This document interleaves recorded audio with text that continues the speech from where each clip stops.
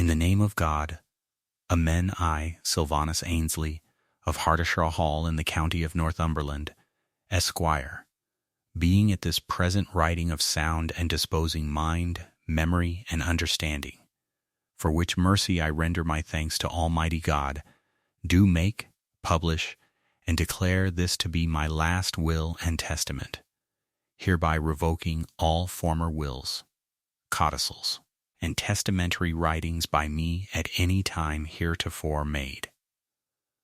I commend my soul into the hands of my Creator, in the hope of that forgiveness which is promised to the penitent, and my body I commit to the earth of Hartishaw churchyard, to be laid without hearse, without plume, and without any parade of mourning, in the north corner where my brother Cuthbert lies, and as near beside him as the ground will allow. I direct that my just debts and my funeral charges be first paid and discharged out of my personal estate, and that no ring, hatband, nor mourning scarf be given to any person on my account, the money so saved to be laid out in bread for the poor of the parish of Hartishaw, at the discretion of the curate. I give, devise, and bequeath all that my capital messuage or mansion house called Hardishaw Hall, with the gardens, orchards, dovecote, offices, and appurtenances thereunto belonging, together with the whole of my demesne lands, farms, cottages, woods, waters, and hereditaments lying in the townships of Hardishaw, Elsdenburn, and Yetlington in the said county, and all the rest, residue, and remainder of my estate, real and personal, of what nature or kind soever, and wheresoever the same may be found, unto my great niece Lavinia Kerwin, the only surviving child of my late niece Honoria Kerwin, who was herself the daughter of my late and only brother Cuthbert Ainsley, to have and to hold the same unto her, the said Lavinia Kerwin, her heirs and assigns, to her own separate use and disposal forever. And I make this gift freely, and of my own certain knowledge, being satisfied within myself of the fitness of her to whom I leave it, and asking no man's leave in the matter, though she and I have never once met in this life, nor shall now.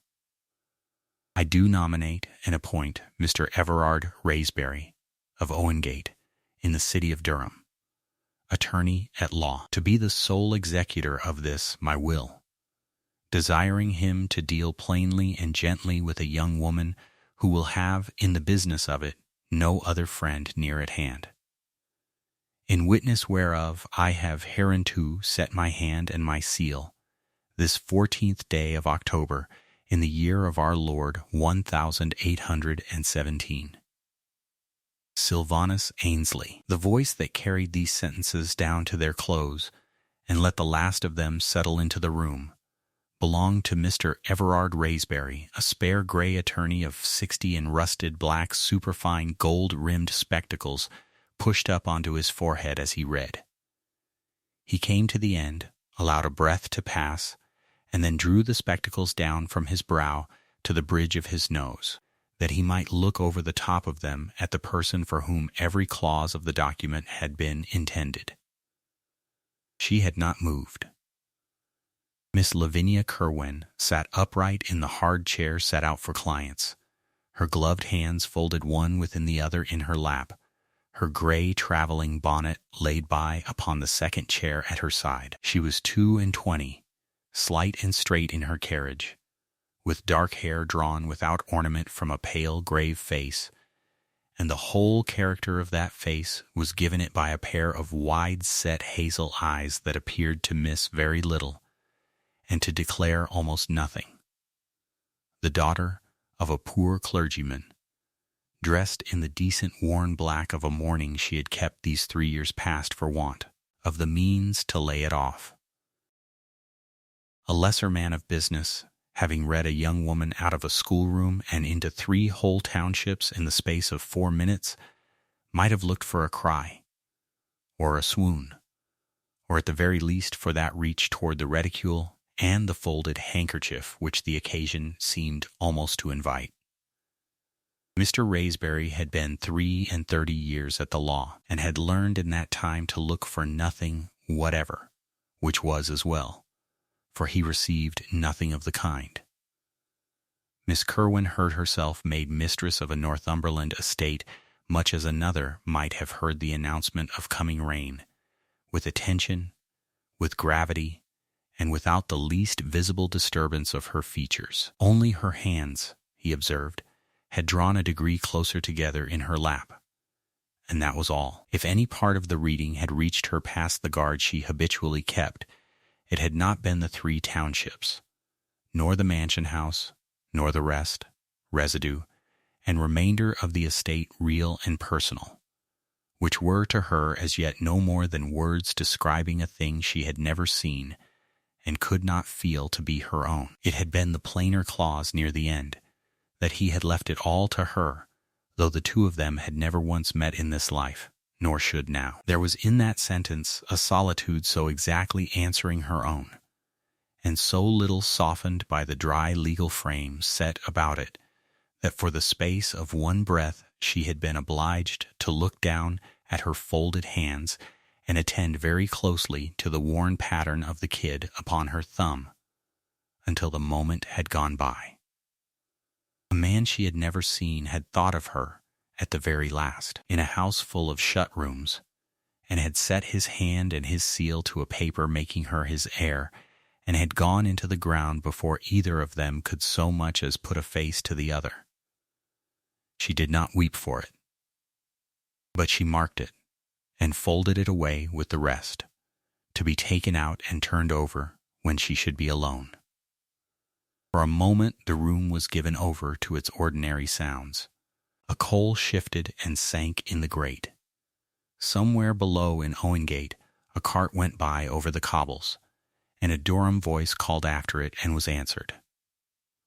The tall case clock in the corner measured out the forenoon of the 11th of February, with the patient indifference of a thing that has seen a great many wills read and a great many faces receive them, and has formed no opinion of any. The name at the head of that will meant, if the truth be told, very little to the young woman who had just inherited everything it disposed of. Sylvanus Annesley. She had known him her whole life as 3 or 4 sentences of her mother's, and no more. Your great-uncle Annesley, away in the north, her mother had used to say, on the rare evenings the name arose at all, spoken not with warmth and not with grievance, but in that even tone reserved for a fact of the family that could be neither altered nor mended.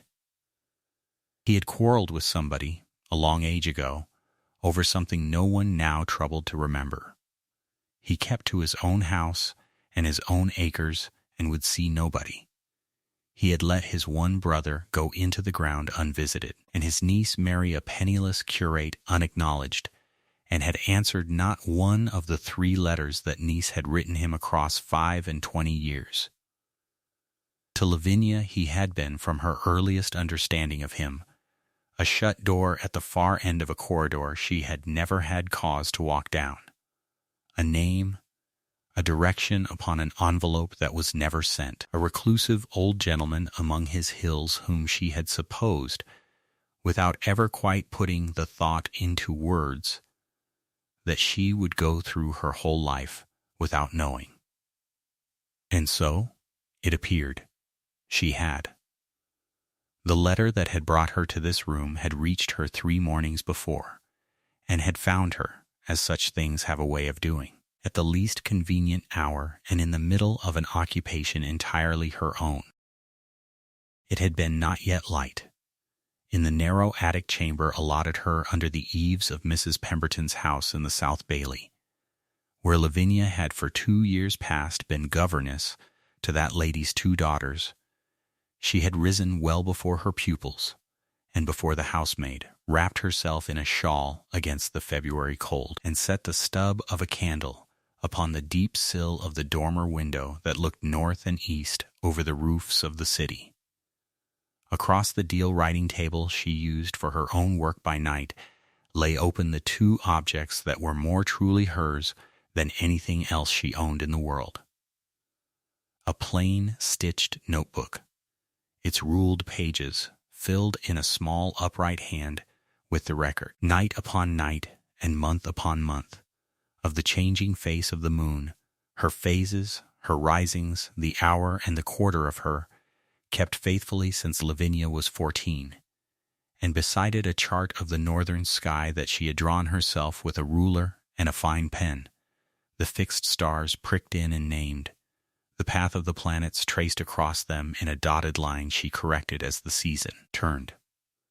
She had been at the window, in fact, with the notebook braced upon her knee, setting down the exact appearance of the old waning moon low over the cathedral towers and the particular clearness of the air about her, when the household stirred below and the day's other business began to reach up the stairs toward her. Her father had given her the beginning of it. The Reverend Josiah Curwen, who had held for 30 years the modest living of a parish in the Vale of Eden in Cumberland among the fells, had been a man of few pounds and fewer complaints, and had possessed, along with his Greek Testament and his fishing rod, and his one good coat, an old brass 2-foot telescope, and an unfashionable passion for the night sky, which he indulged from the churchyard wall in all weathers, and which he had passed to his only child as naturally as he passed her his coloring and his temper. He had taught her the constellations before he taught her the catechism.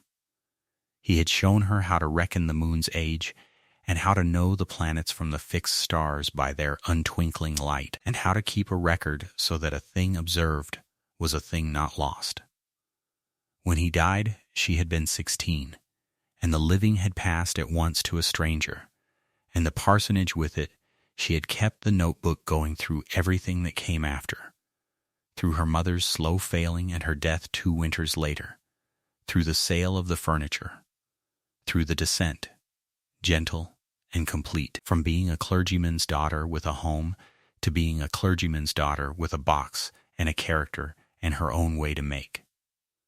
She had made it as such young women did, by teaching the children of women better placed than herself, and wherever she was lodged, however mean the room, the first thing she did upon a clear night was to find the window that looked north, and the last thing she did was to write down what she had seen there. It cost nothing. It could not be sold, or given notice, or taken by another. It was, she had long ago decided without any bitterness in the deciding, the one estate that was securely her own. She had supposed it would remain the only one.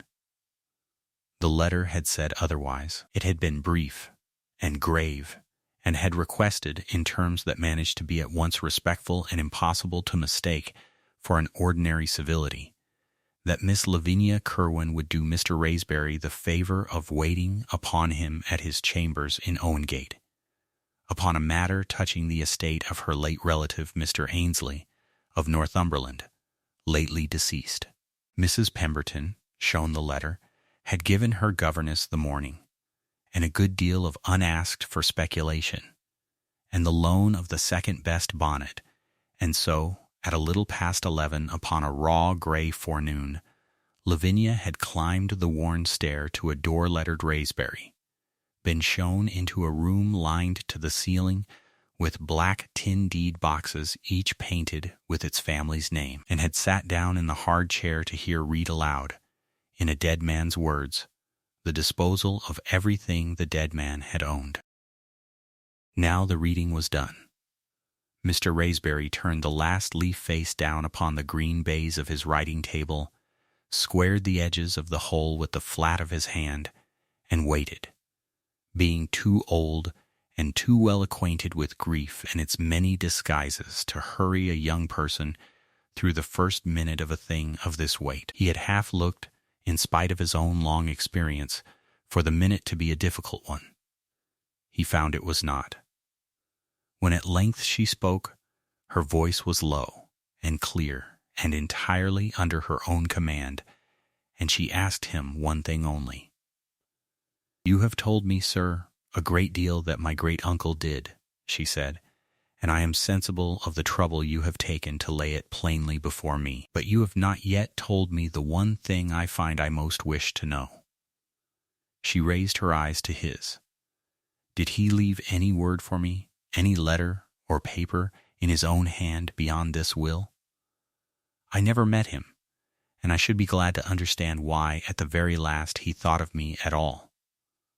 It was, Mr. Raysbury reflected afterward, a remarkable question for a young woman to have arrived at, in that quarter hour, out of all the questions she might have asked. She had not asked what the estate was worth.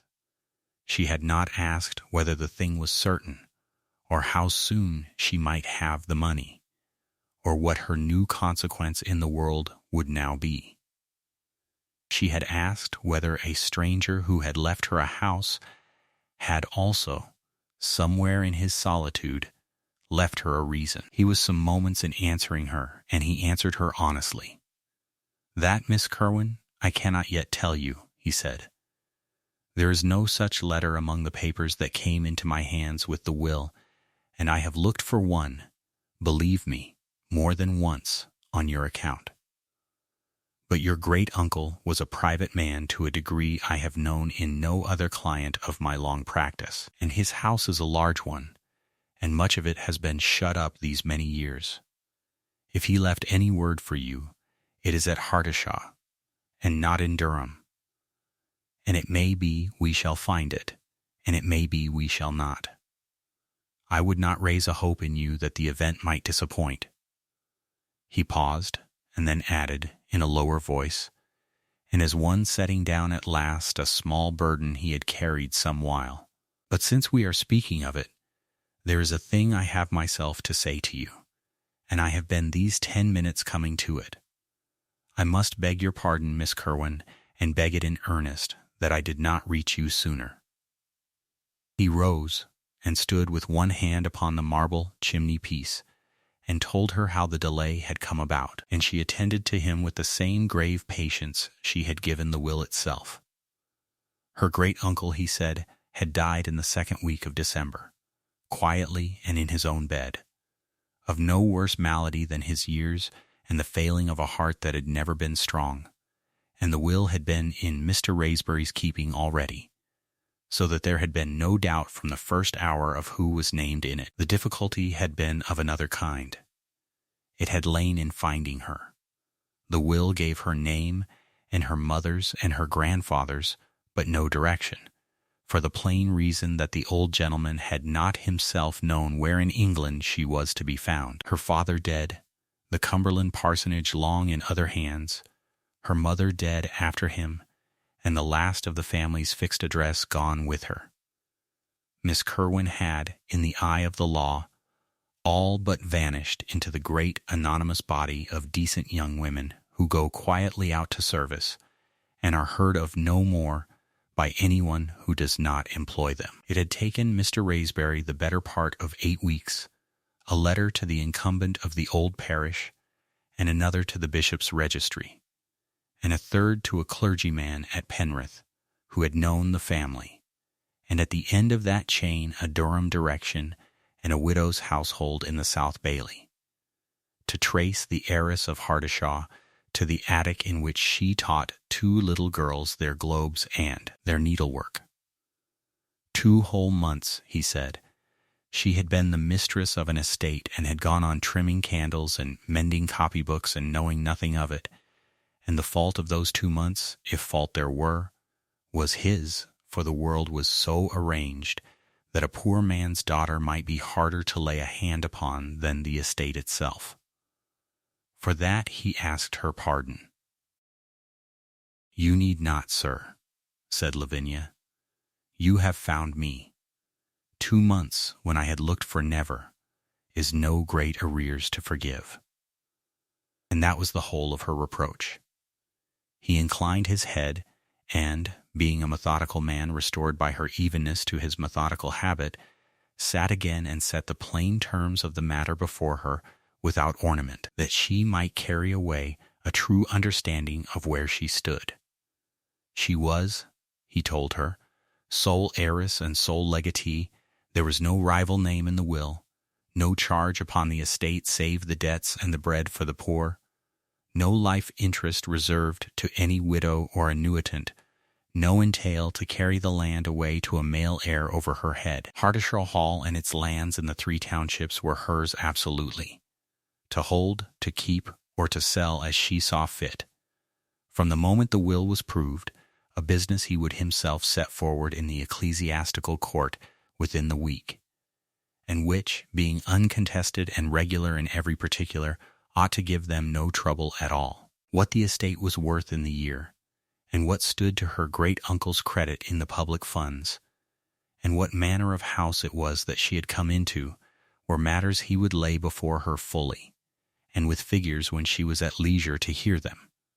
For the present it was enough that she should know herself a woman of independent property, answerable in the ordering of her own life to no one now living. There will be much for you to do, and to see and to decide, he said, gathering the leaves of the will together and knotting the green tape about them. And the doing of it, I am afraid, is chiefly in the north, and not to be done from a chair in Durham. A house that has been half shut for 20 years does not open itself, but there is no need to settle any part of it this morning. You have had a great deal to hear, and you have heard it, if I may say so, better than most. He looked at her a moment over the spectacles, with something that was not quite a smile but stood in its place. Your great-uncle wrote that he was satisfied of your fitness, though he had never met you. I begin to think, Miss Kerwin, that the old gentleman knew his own mind. Lavinia rose and drew on the borrowed bonnet and thanked him with a composure that gave away nothing of what the morning had been. But when she had taken her leave and gone down the worn stair and come out again into the raw gray air of Owingate, she stood a moment upon the step before she went on, and looked up past the crowding roofs to where a thin, unbroken sheet of northern cloud lay over the whole of the sky, hiding every star she knew the position of by heart.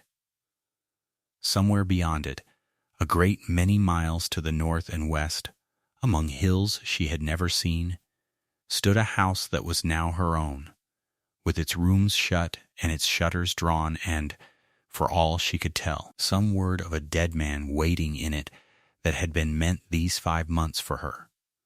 She could not see the sky for the cloud, but she knew, as certainly as she knew the place of the pole star behind it, that the sky was there, and that under it and under her the ground had wholly changed.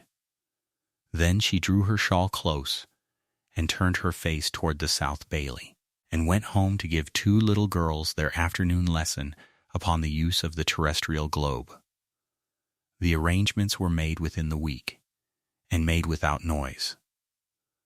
Miss Lavinia Kerwin gave her month's notice to the family in whose Wharfedale schoolroom she had passed 3 years, folded her 2 gowns, and her handful of books, and her rolled star charts into a single corded trunk, and on the last gray morning of the month took her place in the northbound mail. She carried in her reticule the letter from Mr. Raysbury, twice read and once refolded along its old creases, and beneath it the pocket-book in which she had for 6 years set down the phases of the moon and the wanderings of the 4 bright satellites of Jupiter. She had never in her life traveled above 40 miles from the parsonage that had borne her. The road now carried her further in a single day than she had gone in all her 22 years, and she watched it unwind past the coach-glass with the settled attention she gave to any new thing, as one who meant to understand a country, not merely to be conveyed across it. The mail ran hard and did not indulge its passengers. It changed horses at inns whose names she did not trouble to keep, and it kept its own hours without reference to hers. At Boroughbridge she took her supper standing at the George while the ostlers shouted in the yard, and slept 4 hours in a low room under the eaves before the guard's horn turned her out into the dark again. She did not complain of it, inwardly or aloud. She had been a governess. She had learned long since that discomfort borne in silence is discomfort halved, and that a woman who does not fret is a woman other people leave in peace. For the first day she shared the inside with a stout corn factor going up to Newcastle, who slept and snored and woke only to eat, and a thin curate's widow who gave Lavinia in the first hour the entire history of her married life and her opinion of her son-in-law, and required of her listener nothing beyond the occasional inclination of the head. Lavinia gave it, and looked past the good woman out of the glass, and was left to her own thoughts. She had long practice in being company to people who wished chiefly to hear themselves, and had discovered years since that a good listener is reckoned a charming woman upon no evidence whatever. Of the man himself she knew almost nothing, and had made her peace with knowing nothing. Sylvanus Ainsley had been a name her mother let fall perhaps twice in all her childhood. A great uncle away in the north, her mother's own uncle, who had fallen out with the family before Lavinia was born, and was afterwards spoken of, when he was spoken of at all, as one speaks of distant weather. He had never written to her, she had never written to him. He had died without her having formed so much as a picture of his face. She did not pretend to a grief she did not feel, for grief for a stranger seemed to her a kind of falsehood, and she had no gift for falsehood. But she felt, riding north to take his house, the pull of an obligation that was not grief, and was somewhat stronger than grief. The simple debt of the living to the dead, who have dealt generously with them. He had thought of her at the last, whom no one else had thought of in years. She meant to be worthy of the thought. Whatever it was had moved it. So she sat in her corner with her gloved hands folded, and she looked north, and she considered the sky. It was the sky that first told her she had come into a different world. Somewhere above Durham the last of the coal smoke haze thinned out of the air, and when the coach halted at evening to bait the horses she stepped down into a cold that had a cleanness in it she had never breathed before, and looked up, and was still. The stars over the moor were not the stars she knew. They were the same stars. She was not a fanciful woman, and she knew that Vega stood where Vega had always stood. But they were nearer, and harder, and more numerous, pricked out against a black of a depth the smoky south never showed her. She found Cassiopeia's chair without effort, and traced from it to the faint smudge she had read of, but never once seen plainly, the little cloudy patch in Andromeda that the books called a nebula. She stood in the inn-yard until the horn recalled her, and she thought, with the nearest thing to appetite her collected nature allowed, that a person might see a great deal from such a country as this, given a clear glass and a dark hour. They came down into Tynedale on the second afternoon. The land had changed its character entirely by then. The enclosed green fields of the south had given way to long brown fells patched with heather gone by, to dry stone walls that ran up impossible slopes and over the shoulders of hills, to a wide, unpeopled openness under a sky that seemed to take up more of the world than land was allowed to. A hired chaise carried her the last 9 miles from the posting-house, up a rutted lane between beech hedges, and set her down at last, in the failing light, before the front of Hardishaw Hall. She stood on the gravel sweep and looked at the house that was hers, and she did not weep, and she did not laugh, and she did not clasp her hands. She looked at it as she looked at everything, to see what it was. It was long and low and honest, built of the gray stone of the district in the reign of the late king's grandfather. 2 stories with a range of attic windows above, and a squat tower rising off the western end that she could not at once account for. Ivy had been let creep along the eastern wing and clipped short on the western. Lamplight showed warm in 2 of the ground-floor windows. Rooks were going up in a slow black wheel from the beeches behind the stables, calling as they went, and the air smelt of wood smoke and wet stone and, faintly, of the moor. She thought it a good house. She thought it looked like a house that had been waited in. The door was opened before she had reached it, and 3 people came out onto the step to receive her, and stood in a row in the lamplight in the attitude of persons who had rehearsed how they would stand. The eldest of them came forward first, a woman of some 60 years, iron gray beneath a fresh linen cap, in dark bombazine, a ring of keys at her waist that she carried without any air of parade. "Miss Kerwin," she said, "you are welcome to Hardishaw. I am Hibbert, the housekeeper. We had your letter and looked for you these 2 days, and there is a fire in your room and water hot for you." She curtsied, neither low nor grudging, and Lavinia, who had spent 3 years being condescended to by women half Mrs. Hibbert's worth, knew the quality of the greeting at once and was warmed by it. Behind her stood the steward, Mr. Locke, a spare, weather-browned man near 50, plain dressed, with the direct look of a person more used to the open field than the entrance hall, who bowed and said only that he was glad she had come safe, and that he was at her service when she should wish to see the estate, but that tonight she would wish her supper and her bed. She liked him for saying it. And behind him again, in the dark doorway, the butler, Mr. Thirlwell, upward of 30 years in the house, in a plain black tailcoat and white cravat, who inclined his head with the grave economy of a man who had opened that door to 2 generations and expected to open it to a 3rd, and took her trunk cord from the chaise boy as though the receiving of it were a small sacrament. No one wept over her. No one exclaimed. She was shown in out of the cold and given her supper on a tray by the fire, and left, with civility, to rest. And she thought, lying awake in the strange bed, listening to the wind come off the fell, that she had been received not as an intruder and not as a windfall, but as the mistress of the place, which was what she now was, and that the household had somehow known how to do it. She was grateful, and she slept. It was Mr. Locke who, on the 3rd morning, laid the scale of the thing before her, and did it in one sitting at the estate-room table with the papers spread between them, so that she should not be left to guess at what she had.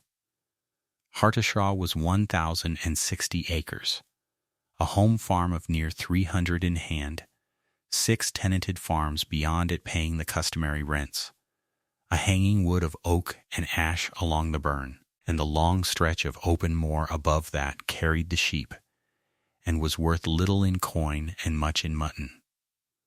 There was, besides the land, the sum of £9,200 standing in the 3% consols in the late Mr. Sylvanus Ainsley's name, now to be transferred to hers, yielding a clear income no gentlewoman of sense need blush at. And there was the library, upward of 4,000 volumes, Mr. Locke said, though he confessed himself no judge of them, ranged along the north wall of the long room and up into the gallery, the collection of a man who had bought books all his life and, so far as the steward had ever seen, read every one. Lavinia heard the whole account through without interruption, asked the yield of the consols and the terms of the 2 leases that fell in at Lady Day, and, having the answers, thanked him and asked to be shown the library. She had, she found, no wish at all to be shown the plate. The library did not disappoint her. But it was not the library that undid her composure, such of it as was ever undone. It was what she found above the library, on the 4th day, following her own curiosity up a turn of the house she had not yet explored. The squat western tower that had puzzled her from the sweep proved, from within, to be no ornament and no folly. A narrow stair wound up out of the end of the upper gallery, past a disused box room, to a plain door she had to set her shoulder to, and beyond the door was a round chamber at the very head of the house, glazed on every side, with a hatch in its leaded roof that worked back on a counterweighted arm to open a wide slot of naked sky. The floor was thick with the dust of years and the droppings of a bird that had got in and out again through a broken pane. A canvas cover, gray with the same dust, was thrown over something bulky at the room's center. She drew the canvas off and stood. It was a refractor. A brass refractor of perhaps 4 inches glass, near 6 feet in the tube, mounted on a heavy iron stand with the graduated brass circles she had read of in books and never hoped to lay her hand upon. The great instrument of a man who had been in earnest. There was a rack of eyepieces in a fitted case beside it, and a wooden observing stool, and a shelf of ledgers furred with dust, and pinned to a board on the wall a chart of the northern heavens, hand-drawn, close annotated in a strong sloping hand, with the track of a comet laid across it in faded red ink, and a date beside the track, the winter of 1811.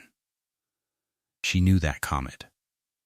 She had been 11 years old and had watched it from the parsonage lawn wrapped in her mother's shawl, and had drawn it, badly, in the first of her own notebooks. The great uncle she had never met had stood in this room, under this same slot of northern sky, and drawn the same comet in a hand she was startled to find she half recognized, for it was not unlike her own. Before she covered the instrument again, she took down one of the dusty ledgers from the shelf and opened it across her knee. It was an observing book, and it was full, page upon page, in the same strong sloping hand, every entry headed with its date and its hour and the state of the sky, the seeing good or poor, the moon's age given, the object taken and the note set down upon it. He had kept it faithfully. Clear night after clear night, for the better part of 40 years. And when she turned to the last of the entries, she found the writing grown larger and less certain, the hand of a man whose sight was failing him and who would not yet give the work up. She closed the book with care and set it back.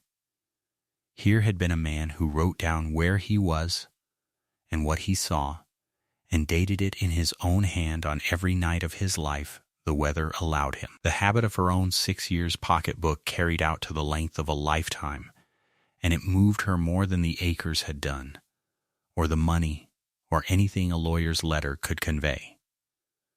She did not weep then, either, but she sat down upon the observing stool in the cold and the dust, and she was quiet for a long while, in a way that had nothing composed about it, and everything moved. And when at last she rose, she drew the canvas back over the brass with her own hands gently, as one covers a thing that is only sleeping, and went down to find Mrs. Hibbert and ask evenly whether the tower room might be cleaned, and the broken pane made good, before the month was out. Mrs. Hibbert, who had served Mr. Sylvanus Ainsley for 30 years, and had watched the tower stand shut and dark since the old man's eyes had failed him, looked at her new mistress with something new in her face, and said that it might, and that she was glad to hear it asked.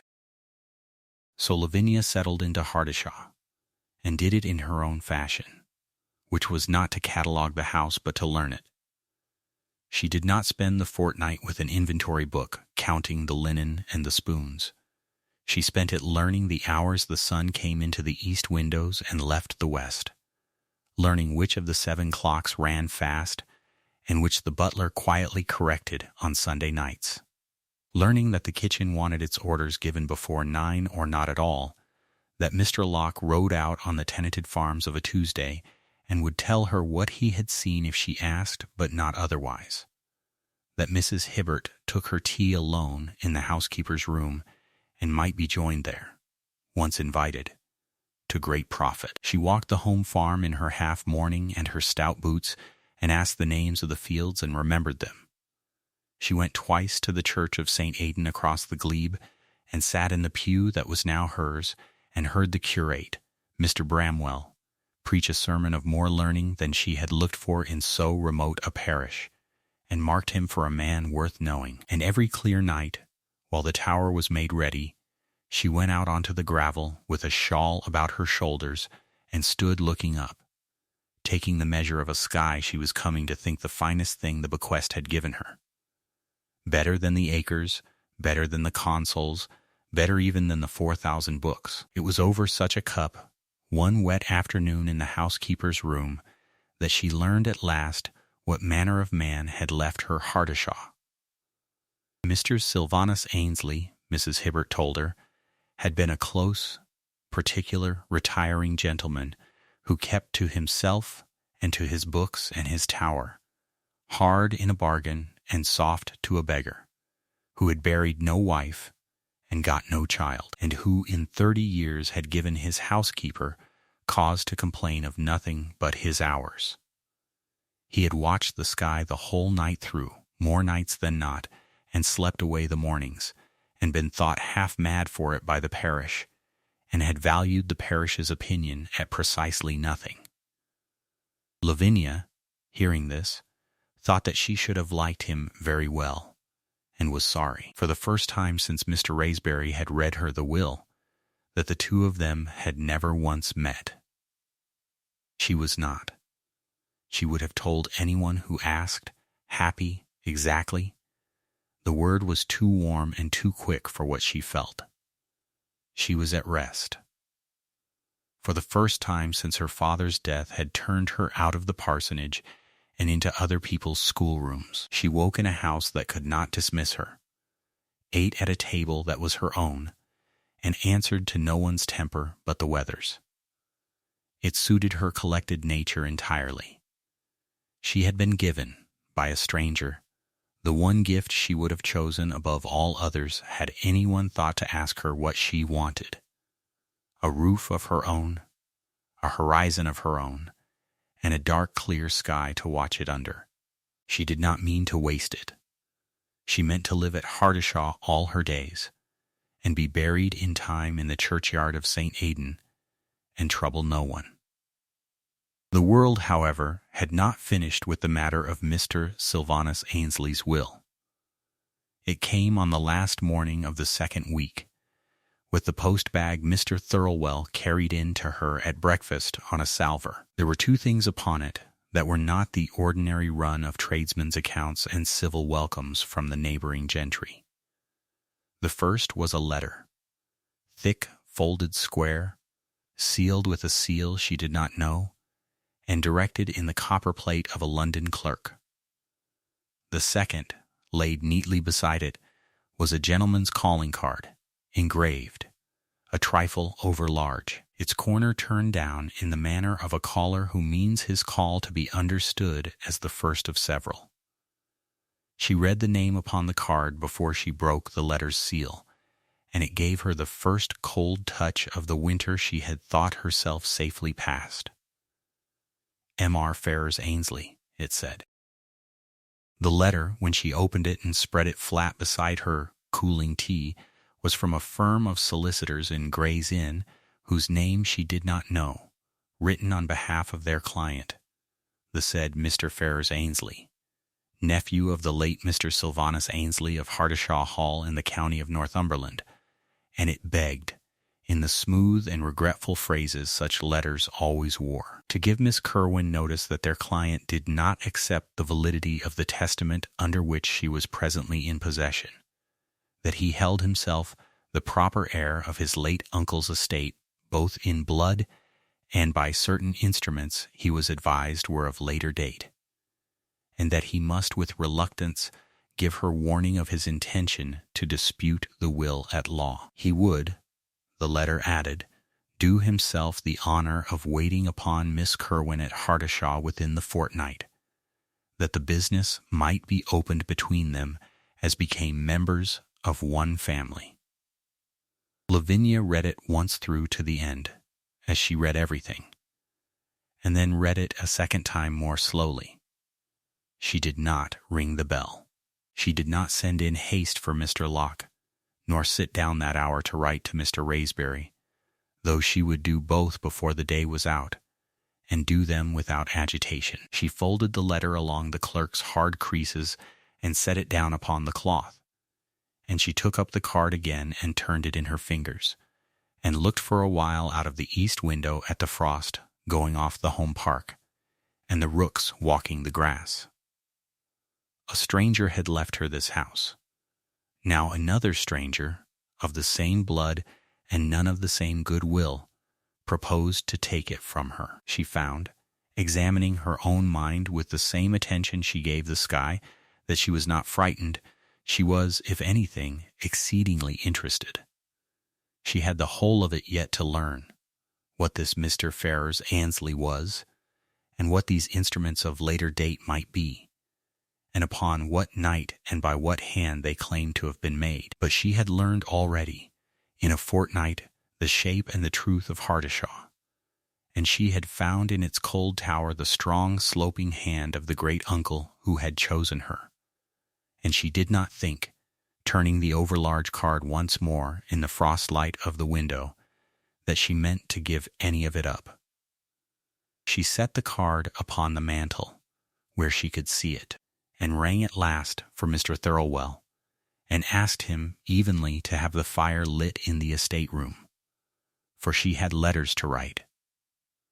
The hired carriage that turned in at the Hardishaw gates on the 3rd morning of October came up the long avenue of limes with a particular slowness, as though the man inside it wished the house a good while to observe his approach before he should be obliged to descend. Lavinia watched it from the second sash of the south library, where she had come after breakfast with her great-uncle's ledgers open and a letter half written to Mr. Raysbury that she now need not send, since Mr. Raysbury himself had arrived the evening before and slept in the blue room at the head of the west stair.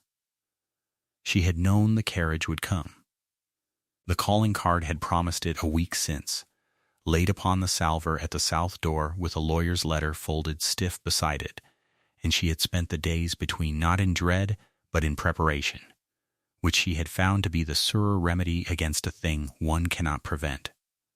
She marked the carriage into the gravel sweep, marked the footman jump down and let the step, and marked at last the gentleman who came out of it, a heavy, high-colored man of some 45 years, thick through the chest and thicker at the waist, dressed with an expense that had outrun his judgment, in a primrose waistcoat too bright for the hour, and a coat of bottle green that strained across him, a quizzing glass swinging on a black ribbon which he raised to his eye the instant his boot touched the ground, as if the very stones of Hartishaw were an object to be appraised.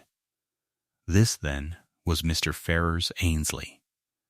Behind him a second man stepped down without assistance and stood a pace off, thin and gray and unhurried. A black portfolio held flat against his breast Mr. Felton of the Inner Temple, the barrister whose name the lawyer's letter had given. Lavinia closed the ledger, laid her pen in the tray, and went to receive them.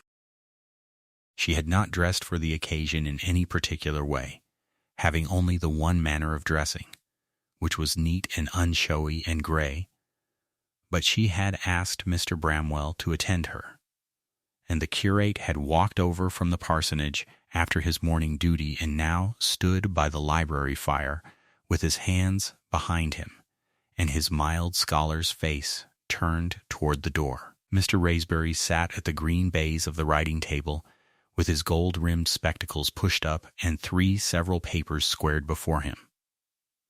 Mrs. Hibbert had set out the good chairs and withdrawn only so far as the passage, where a housekeeper of 32 years' service may stand without anyone thinking it strange. It was not a battle array. It was a household, arranged.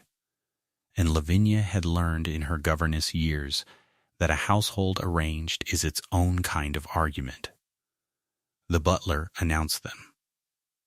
Mr. Ferrars Annesley came in upon a wave of scent, bergamot, and something sweeter under it, and made her a bow of the fullest ceremony, sweeping the primrose front of him nearly to the carpet, and rising with the quizzing glass already climbing to his eye.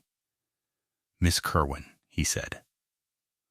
"My dear Miss Kerwin, you will forgive the liberty of a near relation who has been these several months prevented, by grief and by the press of the law, from paying his respects at a house that has been in his family, I may say, in his very blood, since the reign of the second Charles.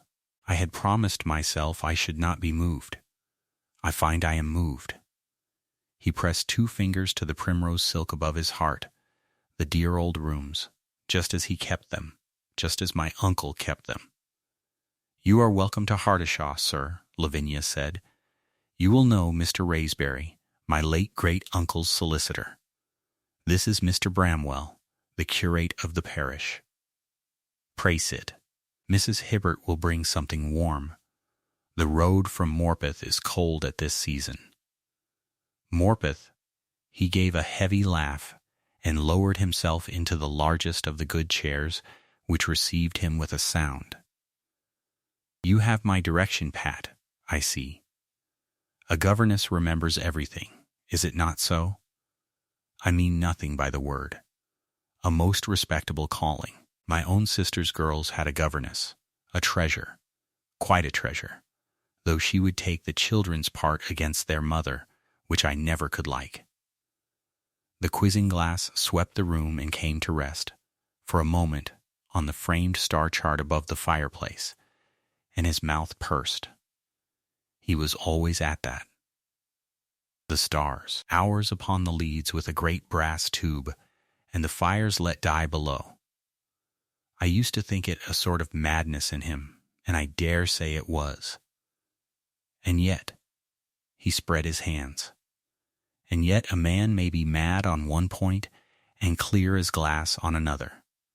He was clear enough, said Mr. Raysbury, without lifting his eyes from his papers, to make a will that has been proved in the proper court, and that stands. The barrister, Mr. Felton, spare, grey, past 60, with a dry attentive stillness and ink beneath one nail, set his portfolio upon his knees and spoke for the first time, in a voice used to being minded. "It is to that very point, Mr. Raysbury, that we are come. Mr. Ainsley does not dispute that a will was made. He does not dispute that it was proved. He asks only that the court, before it lets the matter rest, should take account of a paper of later date, which alters the disposition of the real estate, the hall, its demesne, and the lands within the ring fence, and which was not before the registrar when probate was granted, for the plain reason that it had not then been found." The room was very still. On the hearth a coal shifted and settled. Lavinia sat with her hands folded on the grey stuff of her lap and gave the barrister the whole of her attention, and if her heart had quickened, she did not let it into her face. "You speak of a codicil," said Mr. Raysbury. "I speak of a codicil." Mr. Felton drew from the portfolio a single sheet, folded once, and did not yet hand it across. "Executed by the testator, Mr. Sylvanus Ainsley, on the night of the 16th of February last.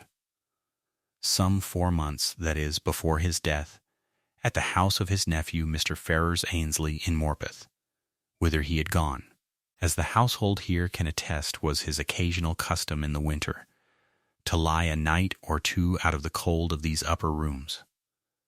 It is witnessed by 2 persons then present. It revokes so much of the earlier will as concerns Hardishaw Hall and the estate, and it gives the same, absolutely, to Mr. Ferrers Ainsley, the testator's nearest male kinsman and the last of the name. He let the sheet lie on his open palm. Mr. Ferrers Ainsley leaned forward with a creak of the chair, and his high color had deepened, and his voice when it came was pitched to the confidential, the aggrieved, the wronged. "You will understand me, Miss Kerwin, when I say this is no pleasure to me, to come into the house of my fathers and be obliged to, but there, he promised it me.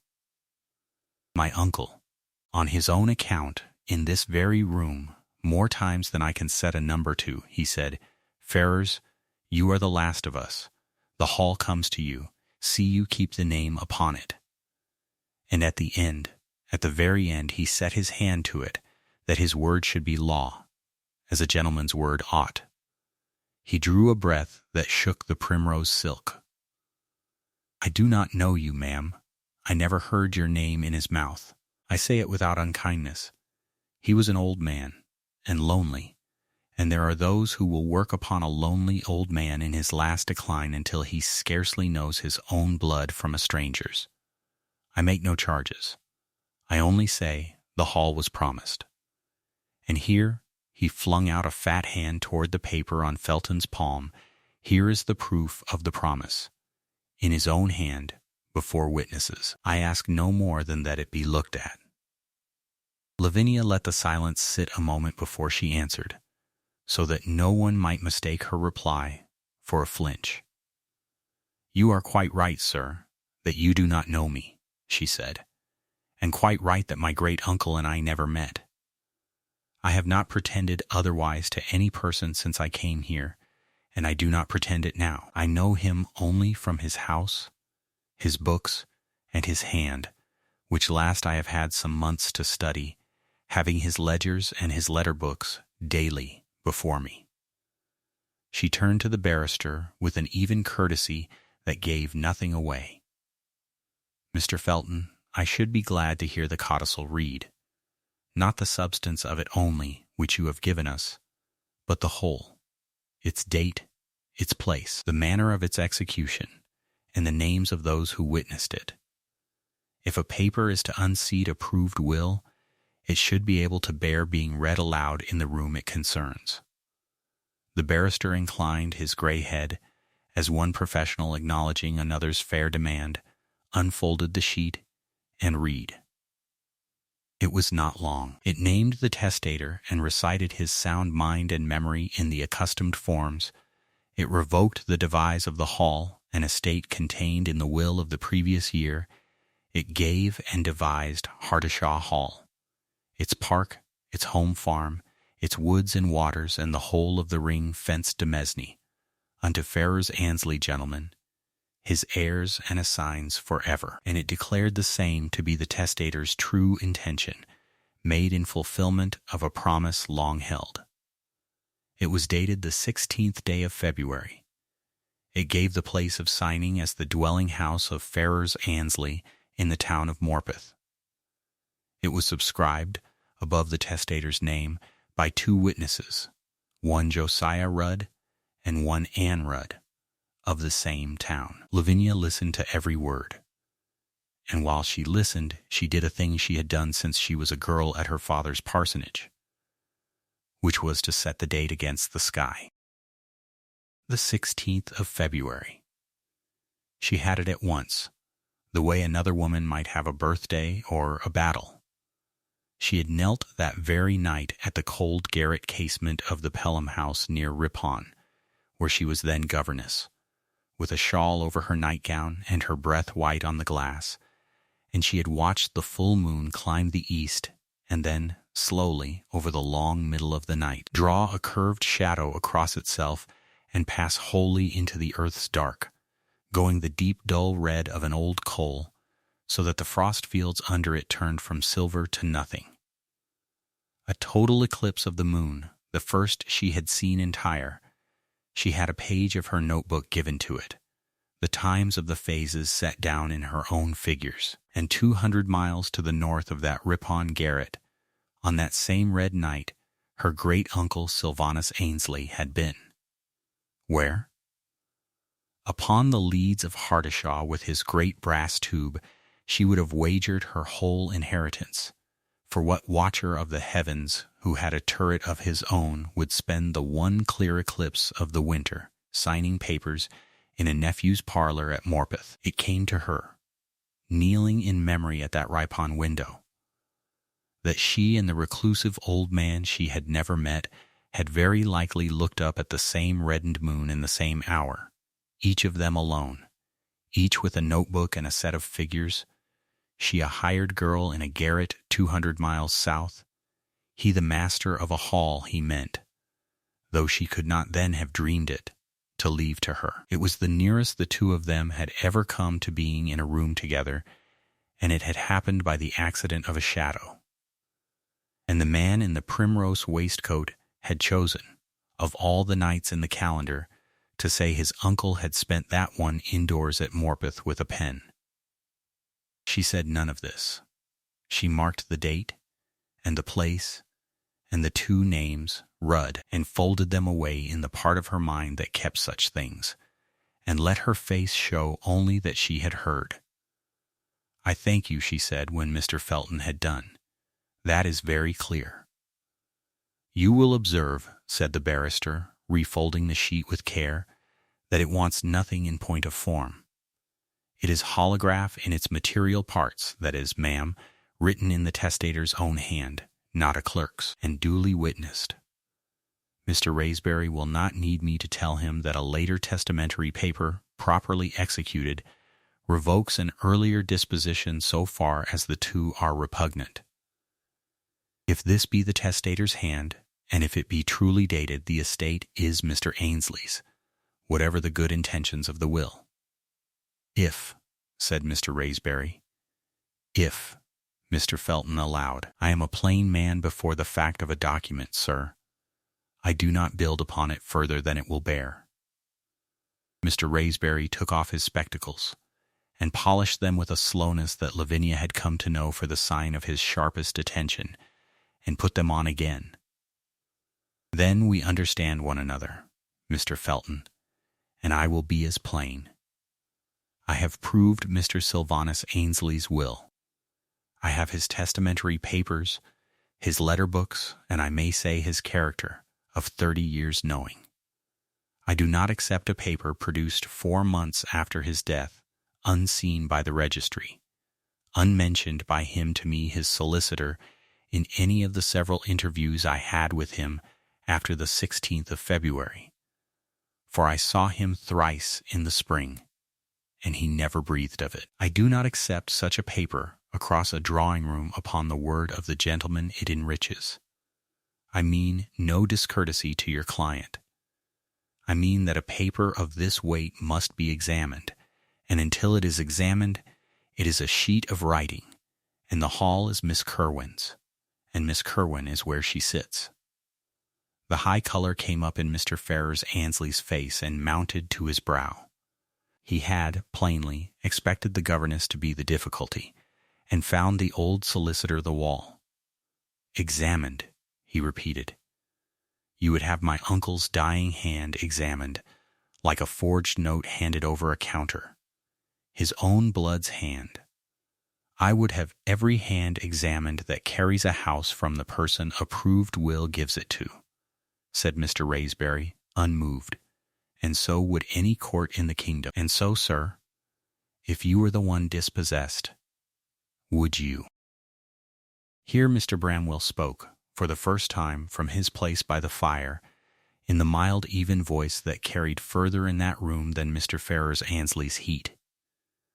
"I think, if I may, I think no one at this hearth wishes anything but that the truth of the paper be known. Mr. Ainsley believes it true. Miss Kerwin and Mr. Raysbury believe it wants proving. Those are not, at bottom, opposed wishes. They meet in the same court." He smiled, without warmth or coldness. "I have buried a good many of this parish, sir, and read the wills after, and I have learned that a paper is honored best by being looked at hardest. If your codicil is what you say, examination can only crown it." Mr. Ferrars Ainsley looked from the curate to the solicitor to the gray, composed young woman in her chair, and something in the arrangement of them, the fire, the ledgers, the star chart over the mantel, the housekeeper's shadow in the passage, seemed to reach him at last for what it was, which was a house that did not intend to be talked out of itself. He sat back. The quizzing glass came up once more, less as inquiry now than as a thing to do with his hands. "Very well," he said, and the confidential note had gone out of him and left something flatter and colder in its place. "Very well. Examine it. Examine me. I have nothing to hide and everything that is mine to gain, and I will have it if it takes me to the Lord's. You will find the hand is his. You will find the Rudd's honest folk who will stand up and swear what they saw. And when it is proved, for it will be proved, I shall hope, Miss Kerwin, that you have not grown too fond of my rooms." He rose with the chair's protest and made her a shallower bow than the first. "I bid you good morning." "Good morning, sir," said Lavinia, and rose with him, and did not color, and did not tremble, and gave him precisely the courtesy she had given him coming in, no less and not a grain more. It was Mr. Raysbury and Mr. Felton, between them, who settled in a few dry sentences what would follow, for the two lawyers, having taken each other's measure, found it easier to be plain with one another than with their principals. The codicil was not a thing to be disposed of in a morning room. It must go, with the will and the testator's admitted writings, to a formal examination of the papers, before the proper officer, upon a day to be appointed, the hands compared, the witnesses Josiah and Ann Rudd summoned to attest what they had seen and subscribed, the date and place of signing inquired into. Mr. Felton named a fortnight hence, and the registry at Durham. Mr. Raysbury, after a moment's consideration, assented, and made a note of it upon the topmost of his squared papers in his fine upright hand. There would be, until that day, no removing of anything, no disturbing of anything, and no possession changed. The hall would keep as it kept. "A fortnight," Mr. Ferrars Annesley said from the doorway, buttoning himself into the bottle-green coat, the primrose flashing at his breast as he turned. "A fortnight, and then we shall see whose house this is." And he went out to his carriage, and Mr. Felton after him with the black portfolio flat against his breast, and the wheels ground away down the avenue of limes, and were gone. The library, when they had gone, seemed to breathe out. Mr. Bramwell came away from the fire. Mr. Raysbury sat back and let his spectacles fall to their ribbon. Mrs. Hibbert appeared in the doorway with the warm things no one had waited to want, and set them down, and looked at her mistress with a question she was too well schooled to speak. "He means it," said Mr. Raysbury quietly. "That is the one thing I will grant him. He is not bluffing. Somewhere there is a paper that will pass for the hand, or he would not dare a formal examination where the hand is the whole battle. Miss Kerwin, I must not gild it to you. A fortnight hence a proctor will lay that codicil beside your great-uncle's letters, and if the writing answers and the Rudds swear firm, the law will not care a straw that Mr. Sylvanus never named you to me, nor the codicil to me, nor breathed a word. The paper will govern. I have seen truer people than that man carried out of houses on, worse." He looked at her over the green baize, gently, an old man delivering an old man's honest measure. "I would not have you sleep these 14 nights easier than the case warrants." Lavinia had gone to the window and stood with her back half to them, looking down the emptied avenue where the last of the carriage dust was settling among the limes.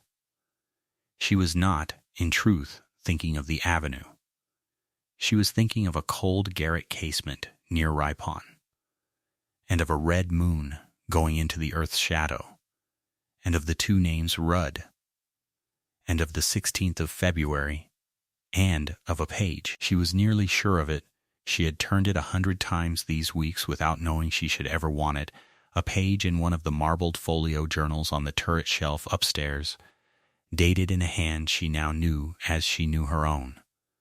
That would say, if it said anything, where the master of Hartishaw had passed that particular night, and what he had been looking at, and whether his eye and his hand had been at Morpeth signing a paper by candlelight, or here on his own cold leads following a shadow across the moon. "You are very good to warn me, Mr. Raysbury," she said, and turned from the window, and there was upon her face something the solicitor had not looked to see there, which was not fear, and was not hope neither, but the settled brightness of a person who has just remembered where a thing was put. "I shall sleep as I sleep, and in the morning, if you and Mr. Bramwell will spare me an hour, I should like the three of us to go up to the turret."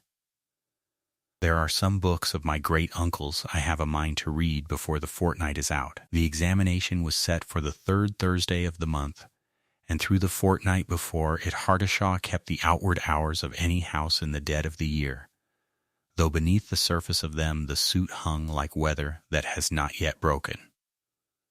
Mrs. Hibbert answered the door to no callers she did not know by name. Mr. Locke rode out to the home farm before light and came back saying little, and what he said was of turnips and the state of the low-water meadow, as though a man could hold a lawsuit off his mistress by talking steadily of drainage. The parish held its breath in the mannerly way of parishes, which is to say that Mr. Bramwell came twice to the library and drank his tea, and did not once utter the word codicil, and by never uttering it made plain how large the word had grown in every mind at Hardishaw but one.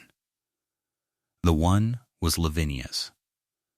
She had marked the night at the very hour Mr. Felton named it, the evening of the 7th of October last, as a traveler marks a milestone he means to walk back to, and she had said nothing of the marking beyond the single question that fixed it in the room. Now, with the papers bound over, and the 2 lawyers gathering their tackle for the reckoning, she did the thing she had done on every clear evening since her coming into the house. When the supper was cleared and the servants gone below, she took a shawl and a chamber candle and climbed the narrow stair to the turret. It was bitter up there. The little octagon room at the top of the east tower held the cold as a cup holds water, and the great brass refractor stood shrouded in its holland cover like a sleeper who would not wake. But it was here that her great-uncle had lived the truest part of whatever life he had lived, and it was here, ranged along a shelf her fingers had learned in the dark, that he had kept the record of it. 41 volumes, quarto, bound in a plain calf gone the color of a chestnut, each with its year lettered small on the spine, and a hand she had come to know better than she knew the hands of half the living. She had been reading them from the beginning, a year and evening, not as a lawyer reads, but as one astronomer reads another, for the pleasure of a man's 40 winters of looking up, for his account of the great comet, for the night he had first resolved the rings of Saturn, and written beneath it a single line of Latin she suspected he had blushed to write. She had not, until this evening, thought to go to the shelf for anything but that pleasure. Then she stood with the candle lifted and understood, all at once and coldly, that the 7th of October was a date, and that a man who wrote in his journal every clear night of his life would have written on it. She drew down the volume for the year and carried it to the observing table under the north light, and turned the leaves with a care that had nothing of haste in it and everything of dread. September went by, its nights ticked off in his short hand of cloud and clearing. The 1st of October, cloud. The 3rd, a fine transit of a double star he had watched an hour. The 5th, rain. The 6th, rain.